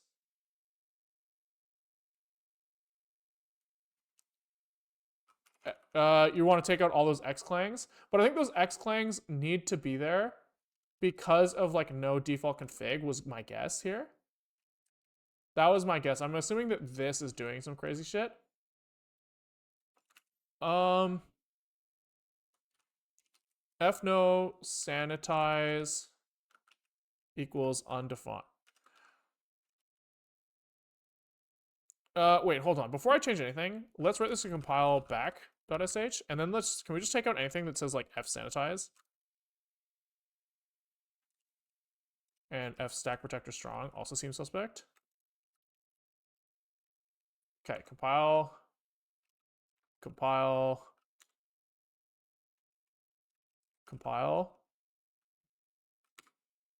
Okay. And then clang plus plus. Still segfaults. There's also like this like thing about like fortify source that's coming in from somewhere. Like I don't really understand what's going on there. Okay, I am interested in like, yeah, I am down to just remove the X-clangs, huh? Right, let's just like, it seems like a large list of stuff that might be related.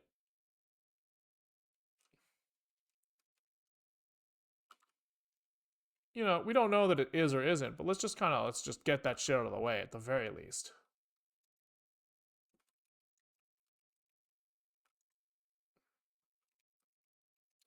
Compile resources, compile GUI. So now all three of these guys were just generated. Clang plus plus. Run our GUI. Still segfaults. Okay. Okay. Oh, you wanted to confirm with a new line? That does look like what you wrote. I just kind of ignored that, huh? Okay. Is there anything in here that looks crazy suspect? So he's saying no, standard includes C++ because he's passing in like Zig compiled CXX stuff, which makes sense. Disable visibility annotations, has no vendor visibility, backend serial, libcpp API version, libcpp namespace, hardening mode. Whoa. Let's turn that off.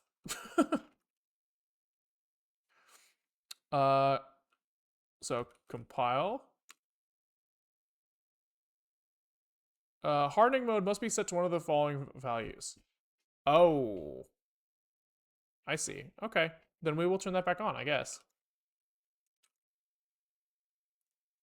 I wonder if we can compile in release mode? Like, I wonder if stuff like this defined for debug and stuff is fucking us. I doubt it, but like possibly. You never know. 0 probably fine. What's SSP buffer size? I don't know, but what if we just kind of like start deleting stuff? We can just delete stuff, and then who knows what's gonna happen. We could also just get rid of you know what's probably a better bisect here is if we delete this like no default config thing, and all of these defines here at the beginning.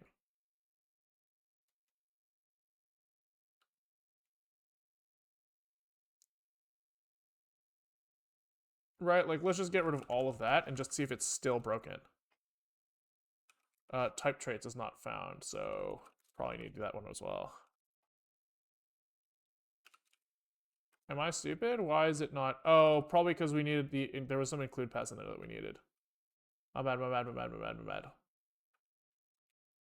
bad. No default config. Let's get rid of that. And then delete these dash Ds here. We'll start there. Compile GUI.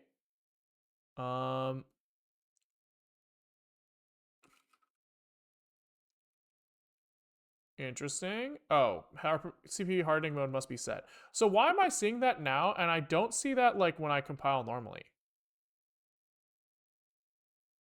You know? You know? Can we look at like what the fuck is going on in here?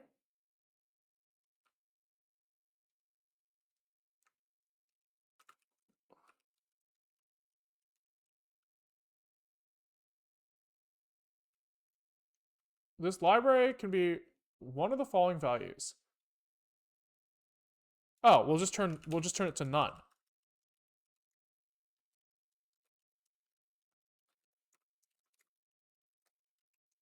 Oh, I accidentally quit, so I don't have the undo buffer. Oh, that's annoying.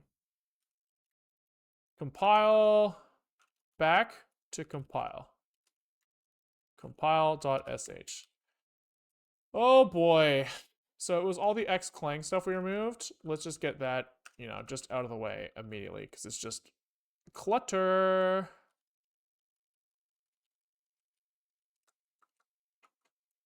Okay, and then we also deleted fsanitize. Anything sanitization related? Stack protector also seemed like it could be fucking with us. And all of this stuff was fine. And then let's look at the hardening mode. They said an option was none, so we'll just set it to that. Compile.sh on GUI CPP. Nope, he says it needs to be set to this. My bad. My bad.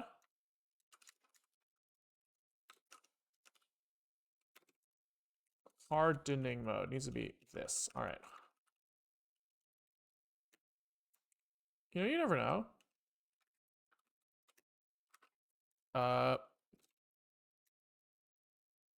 Okay.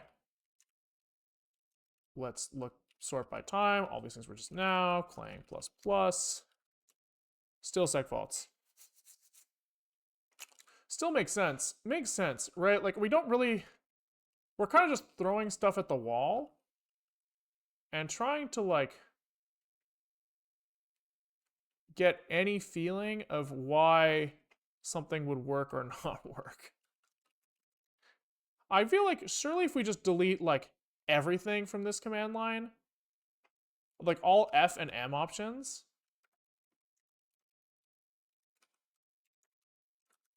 and probably dash D options as well. I guess we can't just get rid of all dash D options because some of them seem to be required for some reason. Like fuck fpic? What do we need fpic for? You know?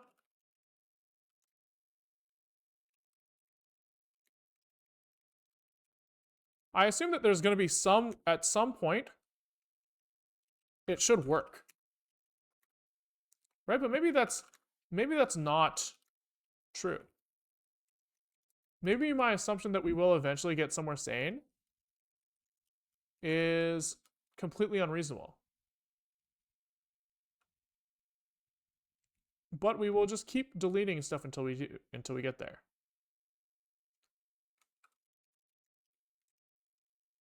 I suspect target.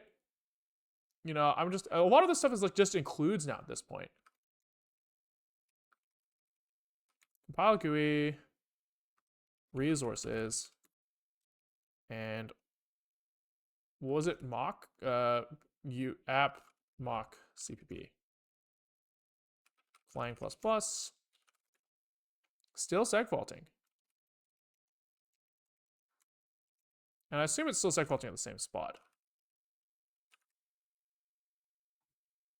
Yeah.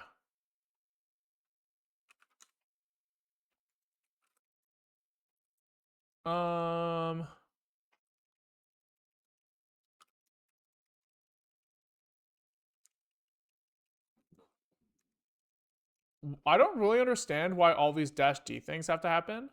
I'm not gonna lie. It feels strange to me that they have to. Where is this like config coming from? Right when we run without the hardening thing. Hold on, let's delete hardening.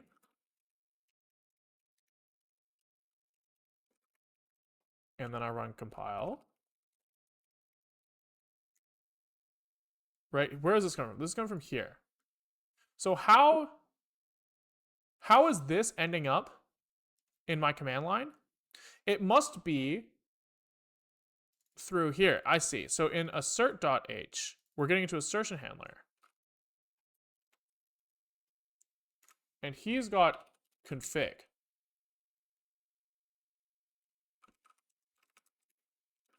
So somewhere in our command line, we are basically saying, hey, could we use Zig's standard C++, which I think is like maybe somewhat reasonable, maybe not reasonable at the same time.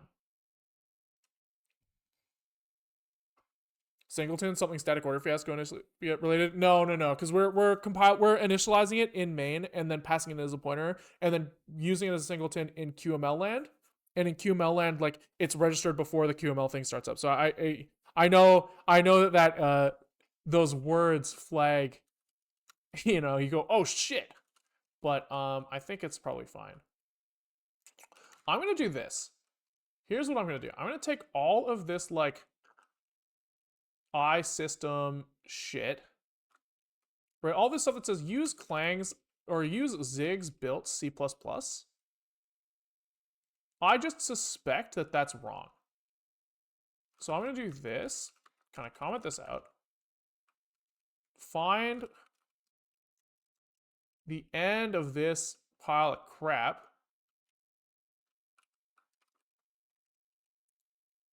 right? Anything that says Zig in it, we're going to say, fuck that noise. And then we come here and we're going to do this.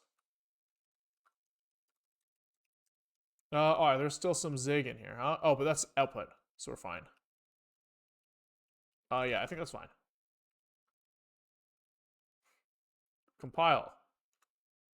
Memory not found. Right, because now it's looking for the system includes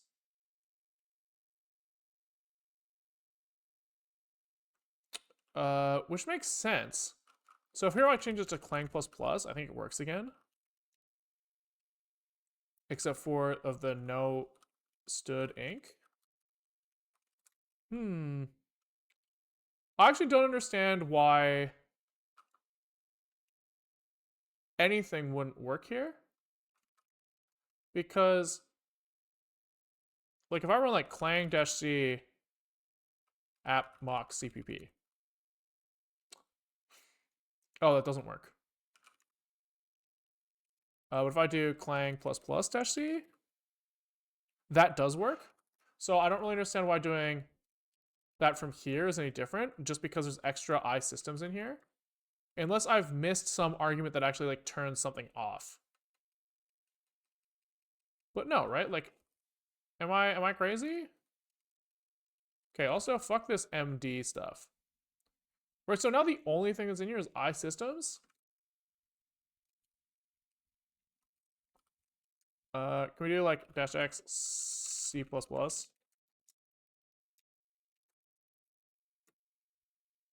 Yeah, like why is it not finding standard lib now? Anything that before we were taking out of there is like missing. So like what? What?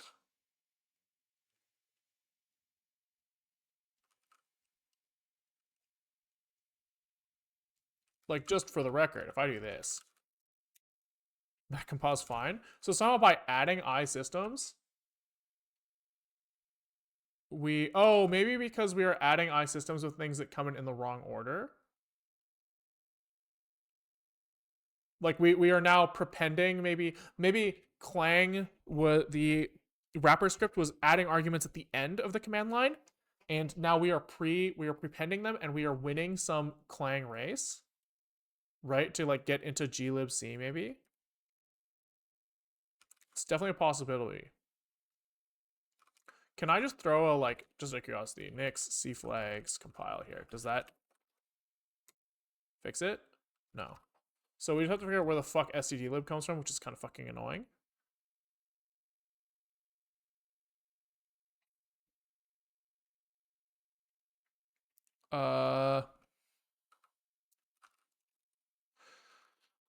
Because I'm trying to narrow down the fact that I think it's Zig's C++ stuff. I guess if I think that deleting all these iSystems fixes it, if I think that deleting all these iSystems fixes it, then I can do that like this and bring back the arguments that I think are breaking it.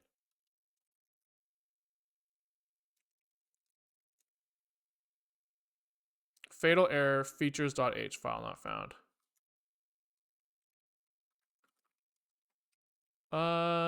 Fuck.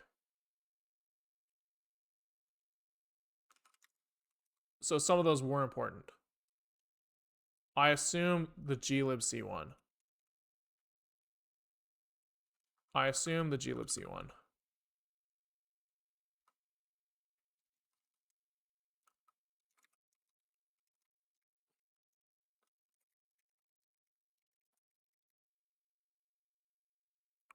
Then he's missing locale as well. Was one of those many things like somewhere where locale would be? One was glibc, GDB, Valgrind, Python, libdorf, who cares? libz, who cares? zstd, who cares? qt, who cares? GDB, who cares? Valgrind, who cares? Python, who cares? libdorf, libz, zstd. None of these. Oh, compiler rt libc. That sounds like important. Okay, maybe these ones.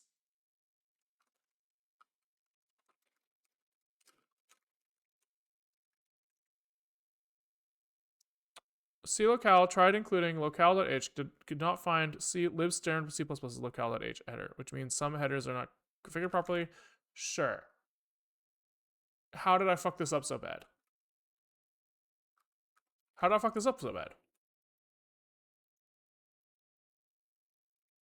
Oh, I guess I removed this like no default config stood inc shit. Okay, I'm gonna go from here. Go till these X clangs, copy this, paste, like this, and then delete anything trailing on here until the last iSystems.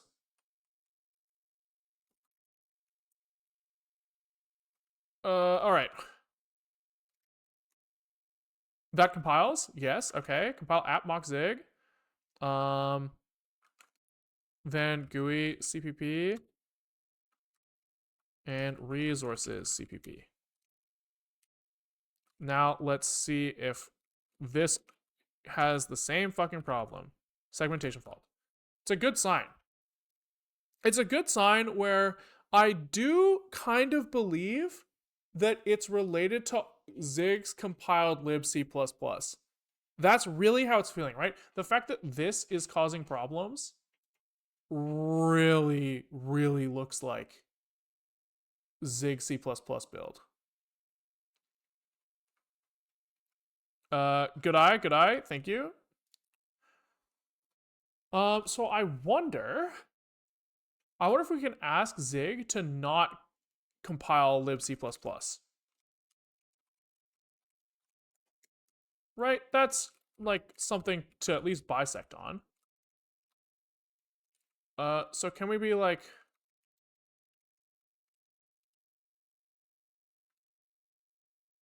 is there a way to turn it off? I guess instead of typing link CPP here, I say link system library lib C++. Lib standard C++.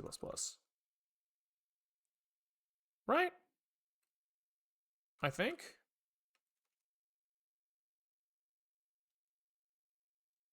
Maybe. Can we do like a Zig build? Does that compile? I don't know if it does.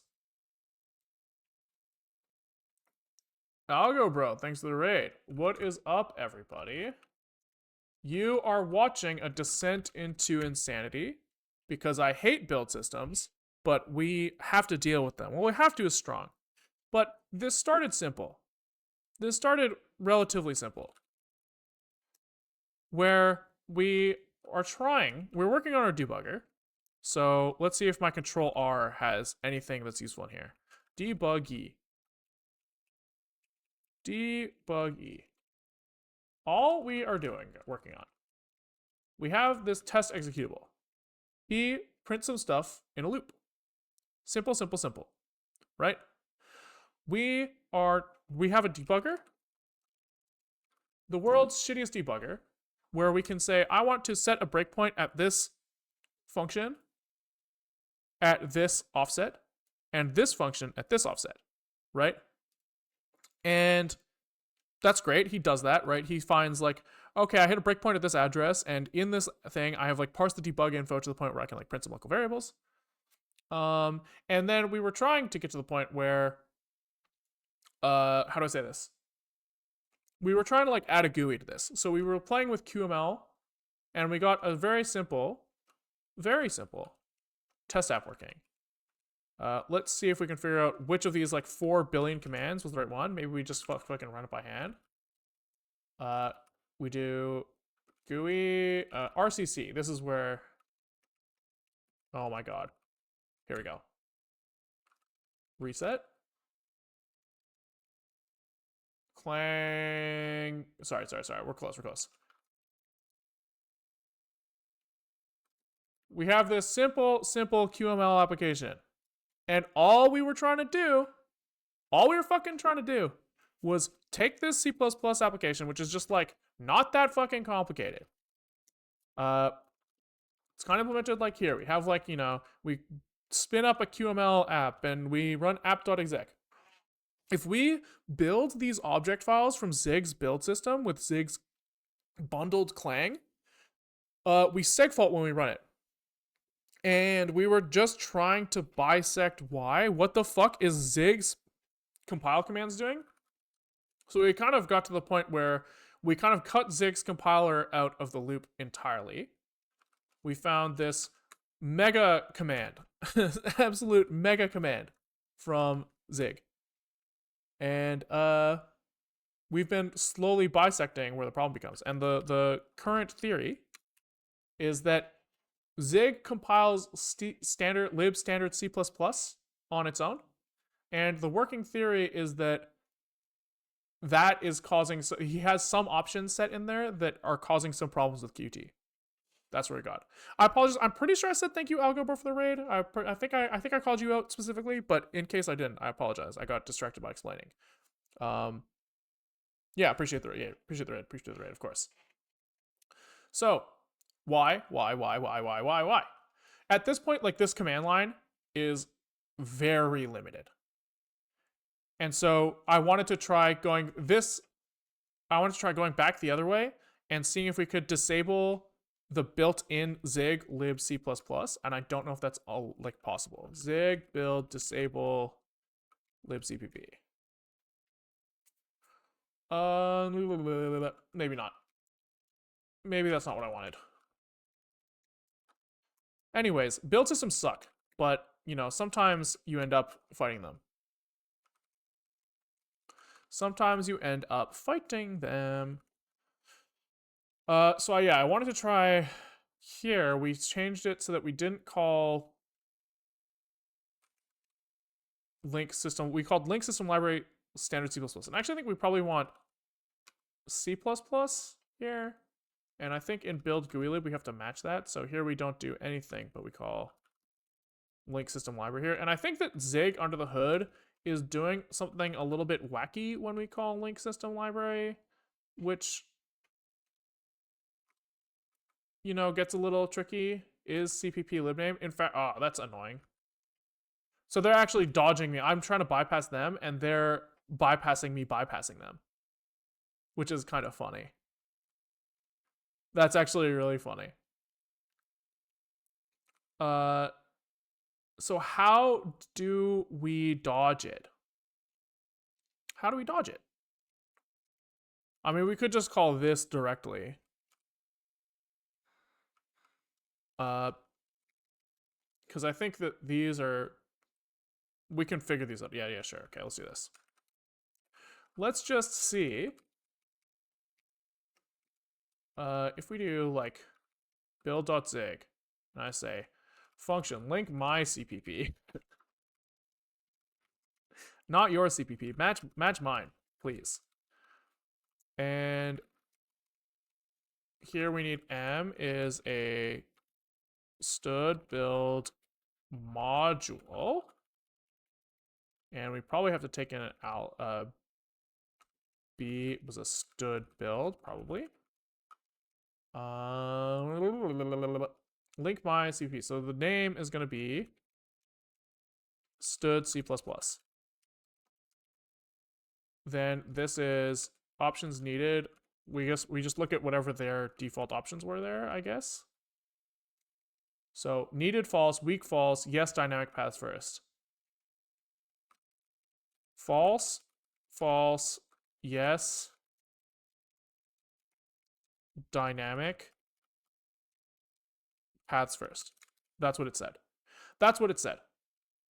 And so now can we just be like link my CPP on ret.root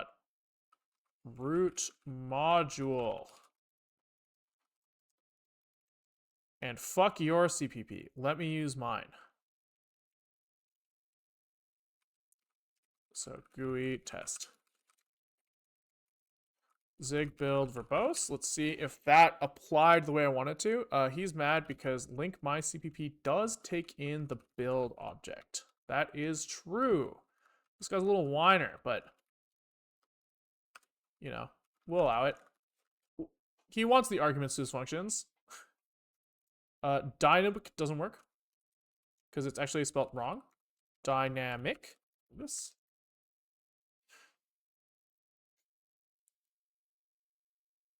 And I mean, it built, and it looks maybe like he actually just linked the normal standard C++ instead of doing his wacky shit. Still segfaults. I would like to clear the cache just in case. I'm not really like 100% confident because I'm seeing that like I'm not seeing a build obj, which I wanted to see in here.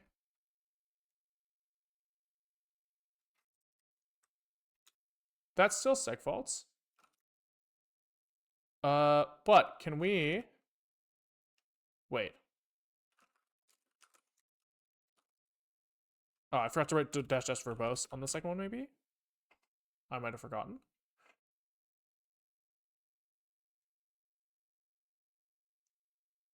Okay, so how did we get to wherever we're build exe, build exe, build exe? Is there not supposed to be a build obj in here? Am I high? We build mock RCC. Oh, here's the build obj. And then how did we get to the C++ compile command? It was with zig verbose cc. I'm pretty sure this is how we got there. Yes.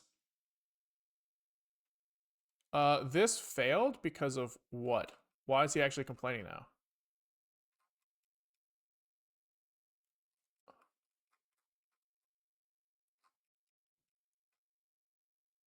Who knows?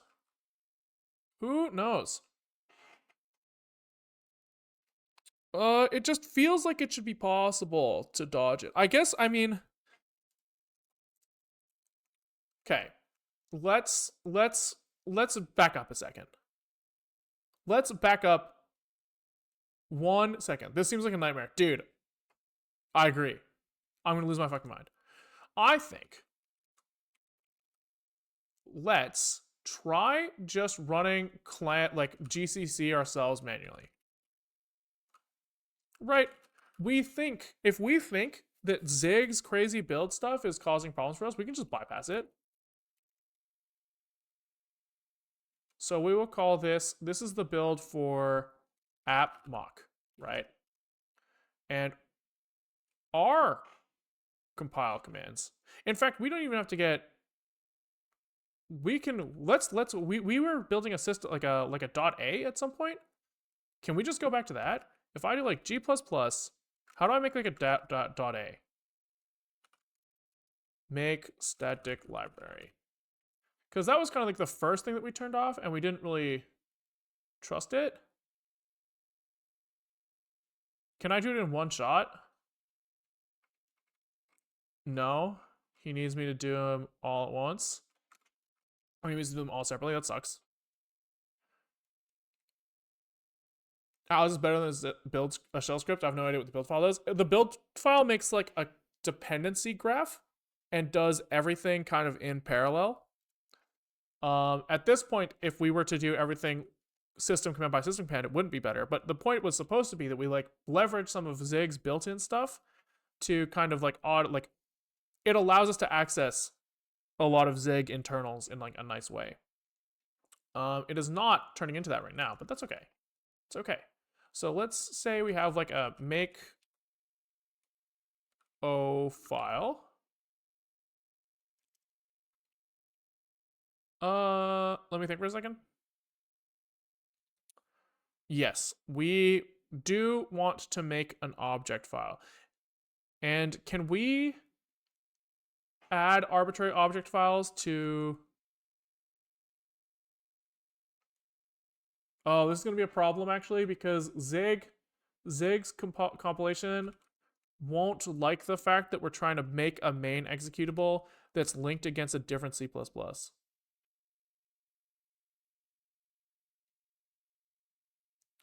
The verbose CC command had some libc defines. You want to be stuck with the bundle libc++ with the bundle clang. Yeah, I agree. I wonder if I use those bundled things.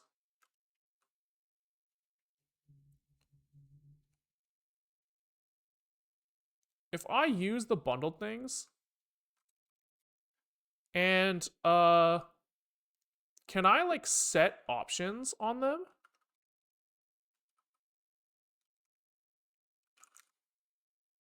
Like, how does Zig decide to set the hardening rules, for example?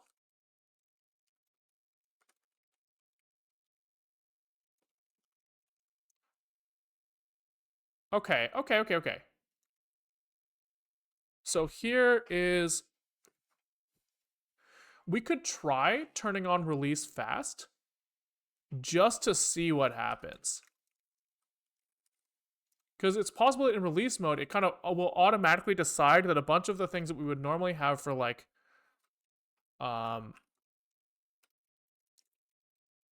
safety and debugging are not important anymore. And maybe, the argument was like, maybe those are causing some sort of problems. Why doesn't he like that? Oh, it's de-optimized here.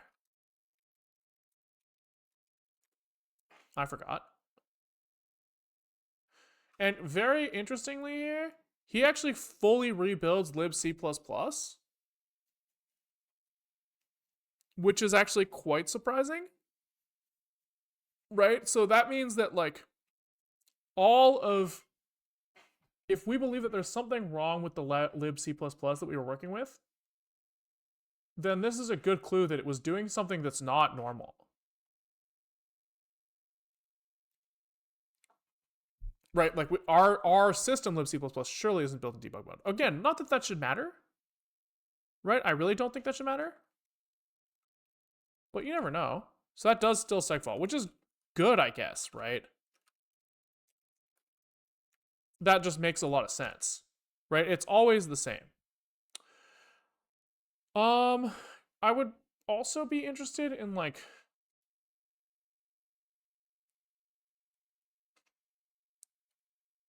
what's going on here. 1317B70. If we look at like, I mean, he thinks that this is nothing, right? So this isn't helpful to us. But if we disassemble this, yeah, there's like, he doesn't even think that this like exists unless I'm supposed to put a star here. I am. Oh.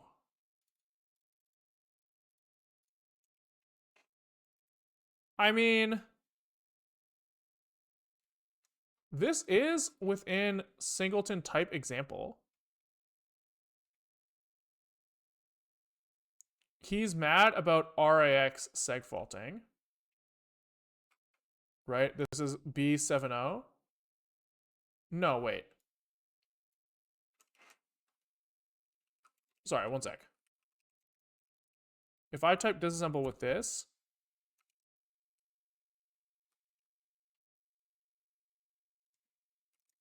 oh, I see. The star is no good. So there is no function that has that address, which makes sense, right? That makes a lot of sense. So I'd be interested in like what is happening in register singleton type. Can we like at least look at like Qt515 source code? Like, can we download that from somewhere?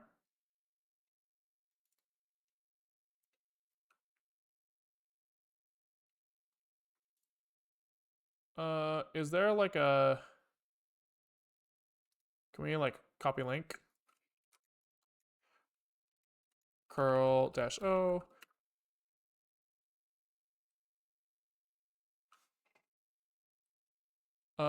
I don't know if this is an ad or you're copy pasting, but I'm gonna ban you either way.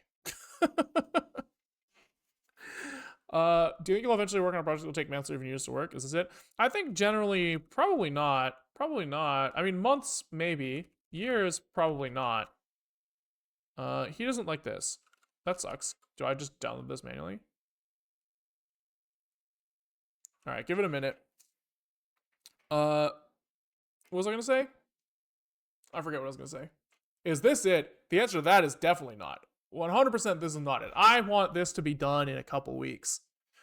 I want to go down this rabbit hole of like trying to make a graphics card, which I imagine could take a long time. But if I'm gonna try to split it up into smaller projects because you know, I don't want to lose steam. Long stream today, dude. I'm gonna lose my fucking mind. I'm actually gonna lose my mind. Make a graphics card? Yeah. FPGA time? Yeah. I mean, let's not get ahead of ourselves, right? I'm not saying that I currently know how to make a graphics card, right? I'm far from that, but I kind of imagine that we could get there. We could make a really shitty one, probably. Probably.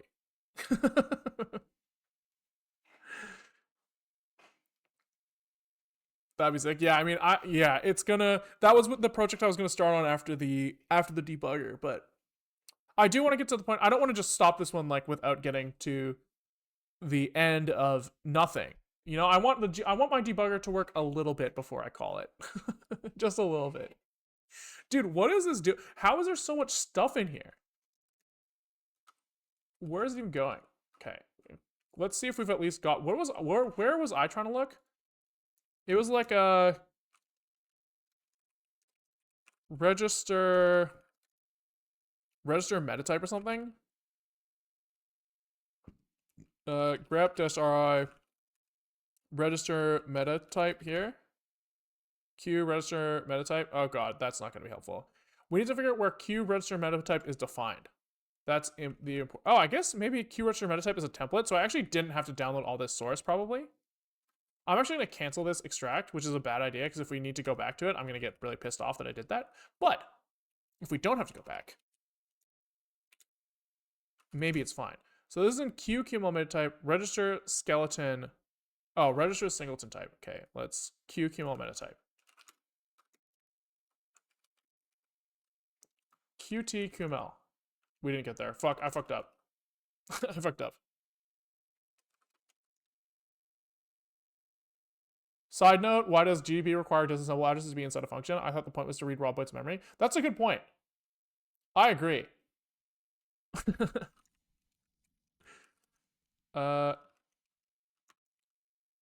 Fuck. I forget everything that I was doing.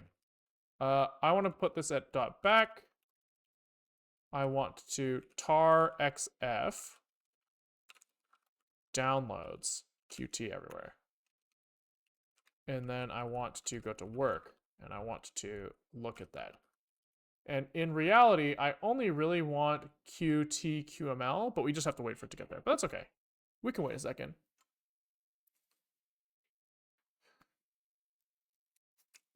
If it wasn't the same shell as GDB, I would maybe take a look. We can look at that. GDB disassemble raw. Oh, I think it's maybe he needs to look at the function to look at the to get the bounds of the function. So I think that probably if you go start to end and it's out of a function, that might be okay. It might be. We could check. Unless QTQML is available. Qt quick 3D.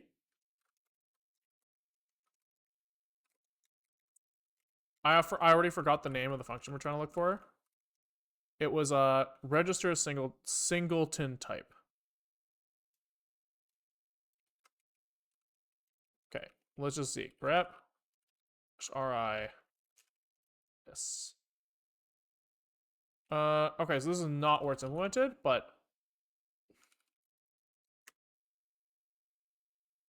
oh wait, it is a fucking. Oh no, it's QML register. So the QML register is not a template, but the one we want is not a template.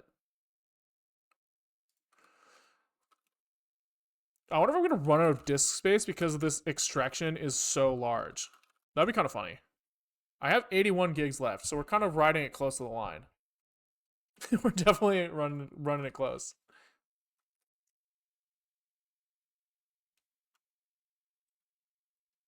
Why is top fully filled by Firefox? What about the thing that's extracting right now? Am I disk limited? Is that why? Because I would expect tar to be up here at the top of the list. So I guess yeah, oh, here it is. Yeah, he's just stuck in D state. This poor little guy. That's so funny. Fuck disks, man.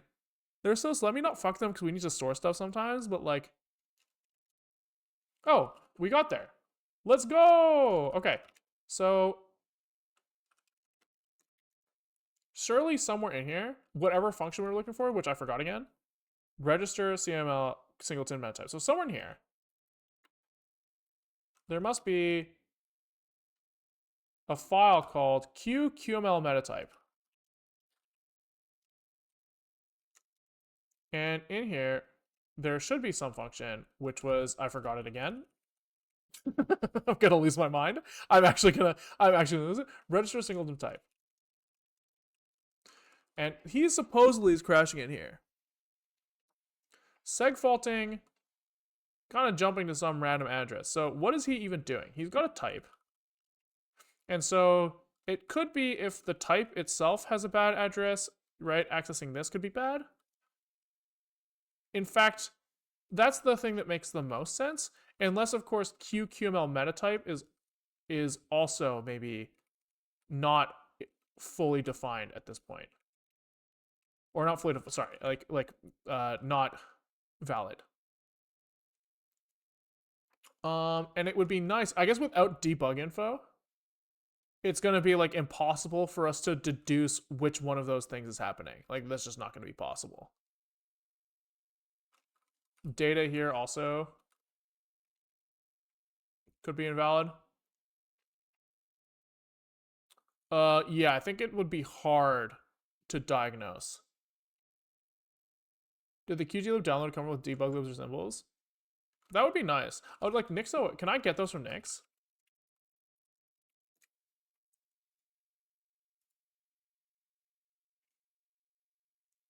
Unstripped packages.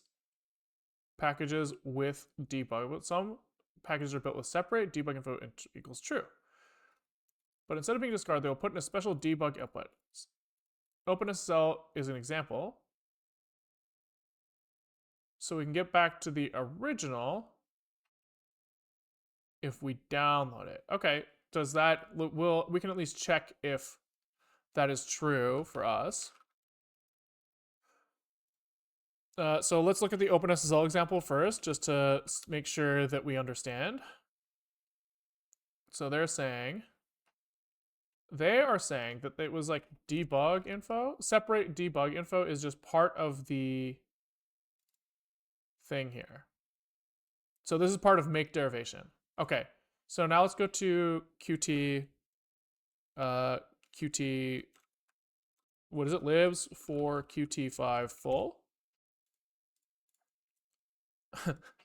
And is separate debug, no, fuck.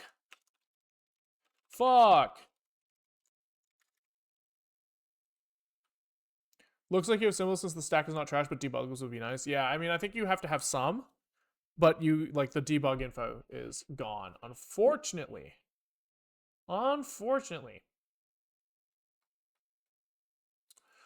So, what's weird here?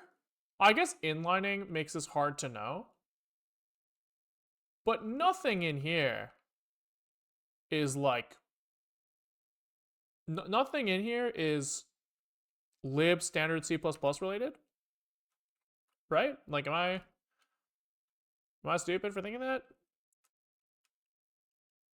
We could maybe check if the type input parameter is a null pointer for some reason. That seems possible to check. If we go to work, dsphero, gdb, run it, backtrace, frame 1. So here, C calling convention, sysvabi. I guess we don't know if with C++ they will optimize that stuff out.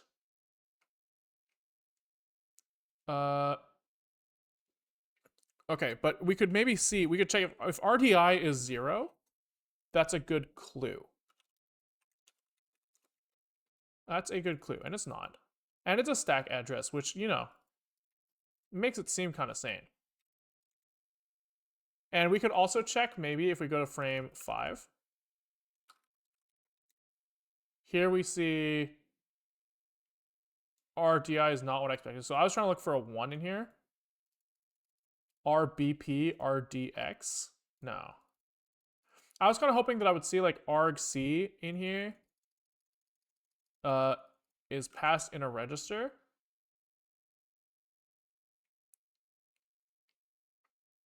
But I guess this is not it. Where does this 1 come from? Is it passed on the stack? Could be. Could be if we look at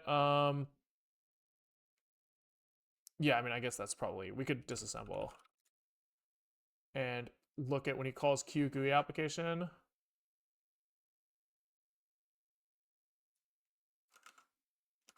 I mean, RDX does look like that, huh?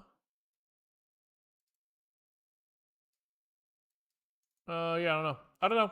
I don't know enough. My brain is melting. This is fucking annoying, I will say. And I think that we can be reasonably confident at this point. I think I'm like reasonably confident that Zig's build system is fucking us in some way. And maybe just to tie it off, maybe we just finish it off by trying to get it to build these object files with GCC directly. I think that that's probably the way. Oh no, fuck, I already said that. And that won't work because the different lib standard C++ later will be a problem. No, that's actually fine. It's fine as long as it's the only C++ project that is built with this, it'll be fine because all of the exports from that static library will end up as C functions which Zig can call. So it's probably fine. I think it's fine. I thought it wasn't going to be fine, but I've changed my mind. Can you use the Zig bundled clang to compile your other CPP? I don't know. I don't know if I fully even understand what you're asking, to be honest. I don't even know if I understand what I'm saying. Mock O. So this is going to be G++. And we are just going to go G++ dash C. We are going to add an output to app mock o at somewhere.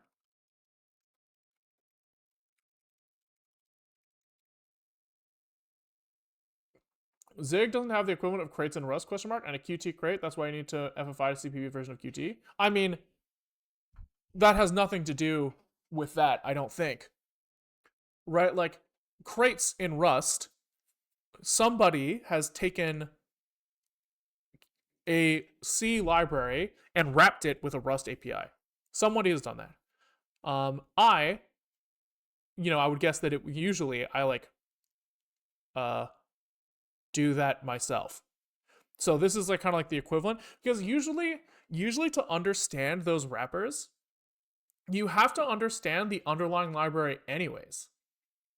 So like I've always kind of thought like, fuck it. Like if I don't get it, like I now just have to learn two things, right? Like I might as well understand. You know?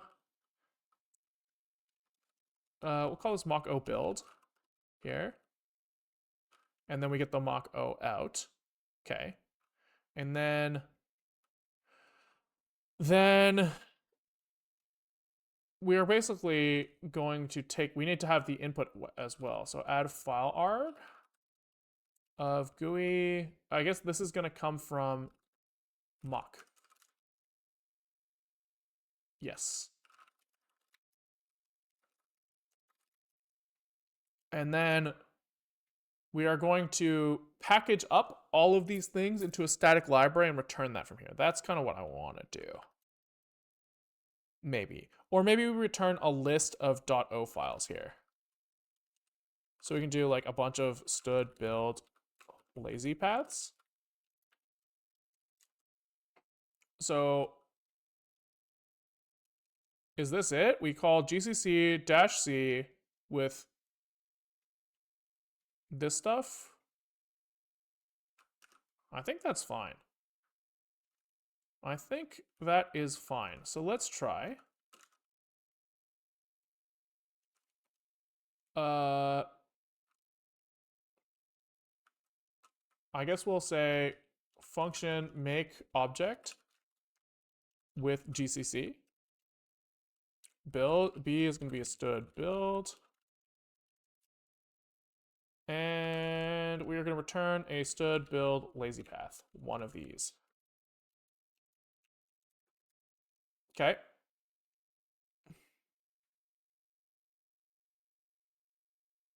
Just spitballing, in that Qt source we thought about null reference, could vtable layout incompatibility also be a source of the trouble? I think so. I think that like that's not a crazy thought. But I also kind of feel like, oh, I guess does Qt have to, do we have to build Qt with the same lib C++? Is that how this works? I can't remember C++ build rules. I actually can't remember. Input is going to be const u8. Output is going to be we'll call this in name const u8 and out name const u8. Okay, so this has the in name here. This is the out name. And then this is the build, ret, build. Oh, fine. Object build, call it boom, boom, boom. And then this gets the object build again. And then we return ret here. So then this turns into make object with GCC with our builder, the oh, I guess the input is not an input name. This is a lazy path. Okay.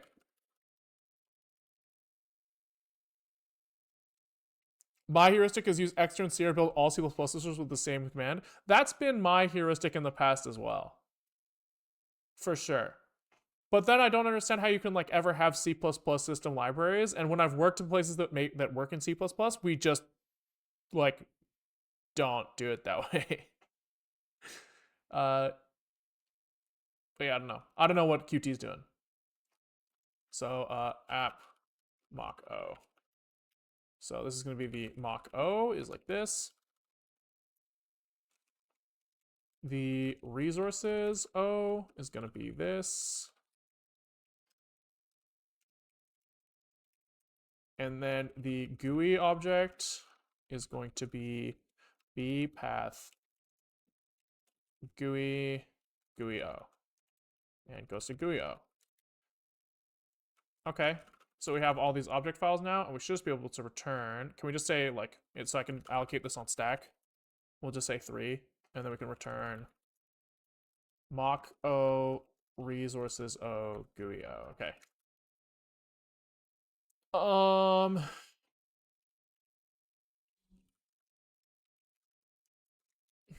This should be like this.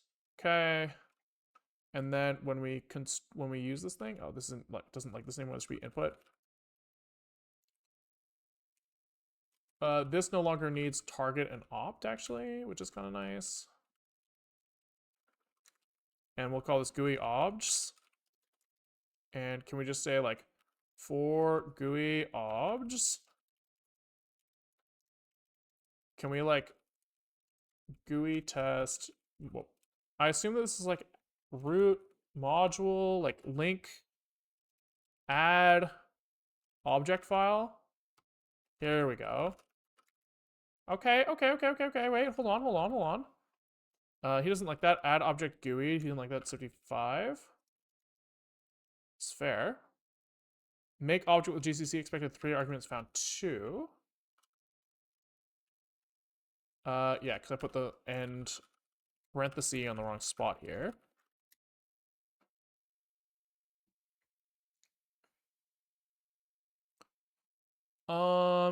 Linker input file used because linking not done.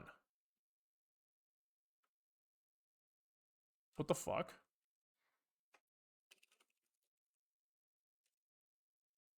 Build exe arm-r is a cache. We do build verbose. I guess on traditional Linux distros, all binaries are built by the same compiler and distributed by default, so it all works out. That's my understanding to some extent as well.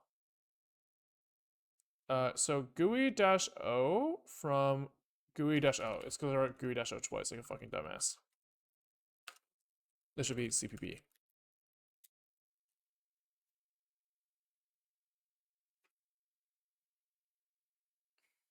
Okay, so now we have to link. Oh, we need to fix the linker. Okay. It's doable. It's doable. Okay. So B link GUI test link system library. Was it Qt5 core? Qt5 GUI and Qt5 QML. And then probably I have that like link C++ flag on the top, and that's probably gonna fuck me. Yeah.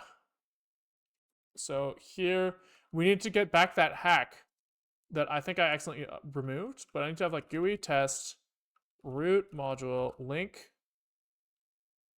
system library, and this we kind of need to do this internal thing again.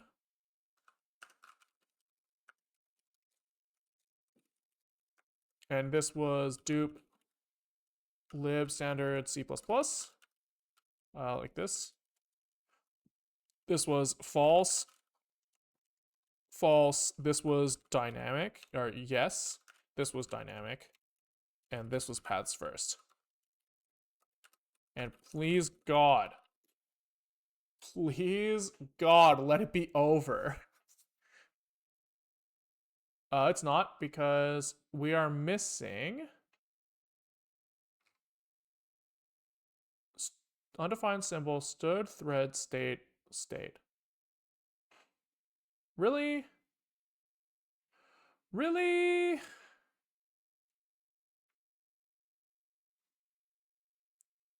Really? That's so frustrating. Unwind error. Referenced by auto by app Moxie. Referenced by GUI CPP and run GUI. Undefined symbol this. So my LSTDC++ is not enough.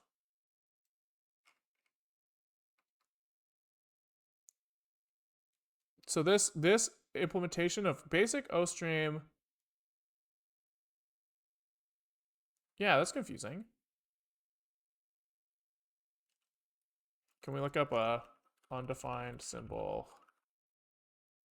I thought that these were solved by linking standard C++.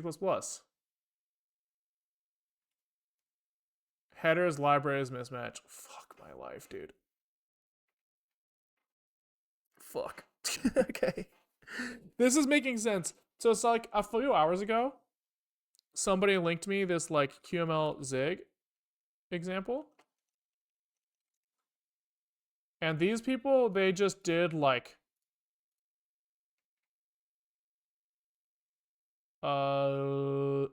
I think I just saw them call CMake on the other side.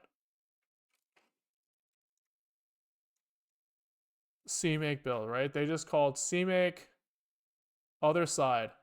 So other side. Oh wait, maybe I was confused there.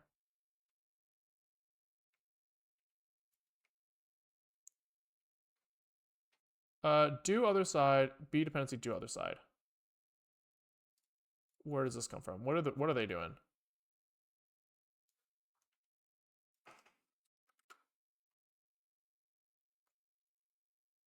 Oh, they just built yeah, I see. C language library for creating bindings for QTQML. Sure, okay, that's not really helpful for me. But yeah, I think that this is just fucked. This is so stupid. Like,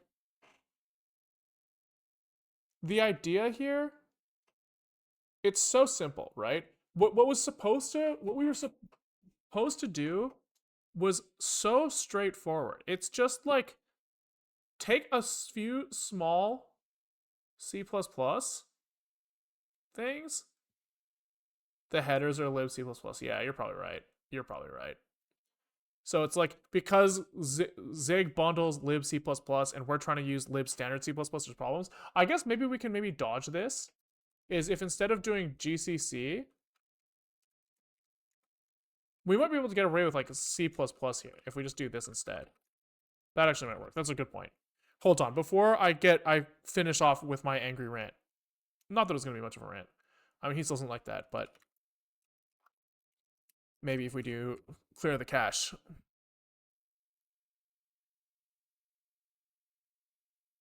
No, I mean he's still not great.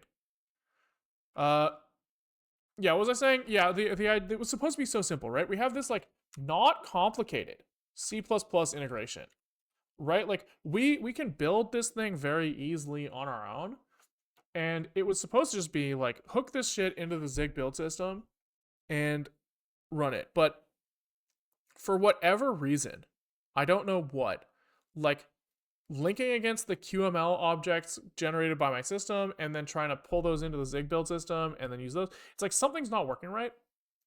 And when that shit goes poorly, it just goes like so south because there's like so much like deep knowledge that I feel like is needed to debug this stuff. I feel like we got pretty close, right? Like the idea there's a mismatch between the Zig libcpp and whatever the fuck is expected. Then yeah, I think it's just we're fucked. Christoph, I just joined, but maybe I missed something. But you cannot link CPP object files generated by different compilers. Yeah, I think that makes sense. So what we were trying to do was we were just trying to be like, use the Qt on my system. And maybe because Qt's API is so C++ heavy, it could, I have to look a little closer. But it could be that like you just can't do this, right? Like it could just be that it happens to work on Linux distros because, well, yeah, I mean it could be. It could be that it's just like it happens to work on Linux distros because you happen to use the same compiler all the time. Although I'm even suspect of that because I don't know how Qt would ever ship shared objects if they weren't uh like C wrapped, but we'll see. Are you aware of DVUI? It's an immediate GUI written as I've been using it. It's great. I mean, yeah, I was saying to someone earlier, no offense to anybody who's writing Zig GUI libraries, but like I think that every GUI library I've ever used is shit, which like shit by some metric of shit. Like not actually probably shit, but like I don't like any of them, and so like I'm not gonna invest my time into learning like an even more niche GUI library that probably has even less of things that I want from it. But maybe that's a stupid call. Maybe that's a stupid call. I don't know. I'm going to try probably either linking stuff like trying to do some more external to Zig build here and see if I can get that to work off stream, or maybe we can pull the Qt build directly into Zig and then we won't have these like standard C++ library compile mismatches. uh but yeah, we'll see. On Linux, Qt doesn't ship with them. The distro does. I think for Windows C++ projects, distribute one binary per Visual Studio version. Ah, okay, okay. You know what? I'll take that. That's pretty reasonable. Well, apologies, everyone. We did kind of nothing in the last 5 hours.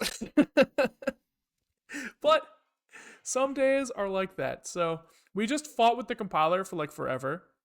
And learned basically nothing. So really big win for the day. Really big win. I'm gonna go fucking slam my face into the wall. And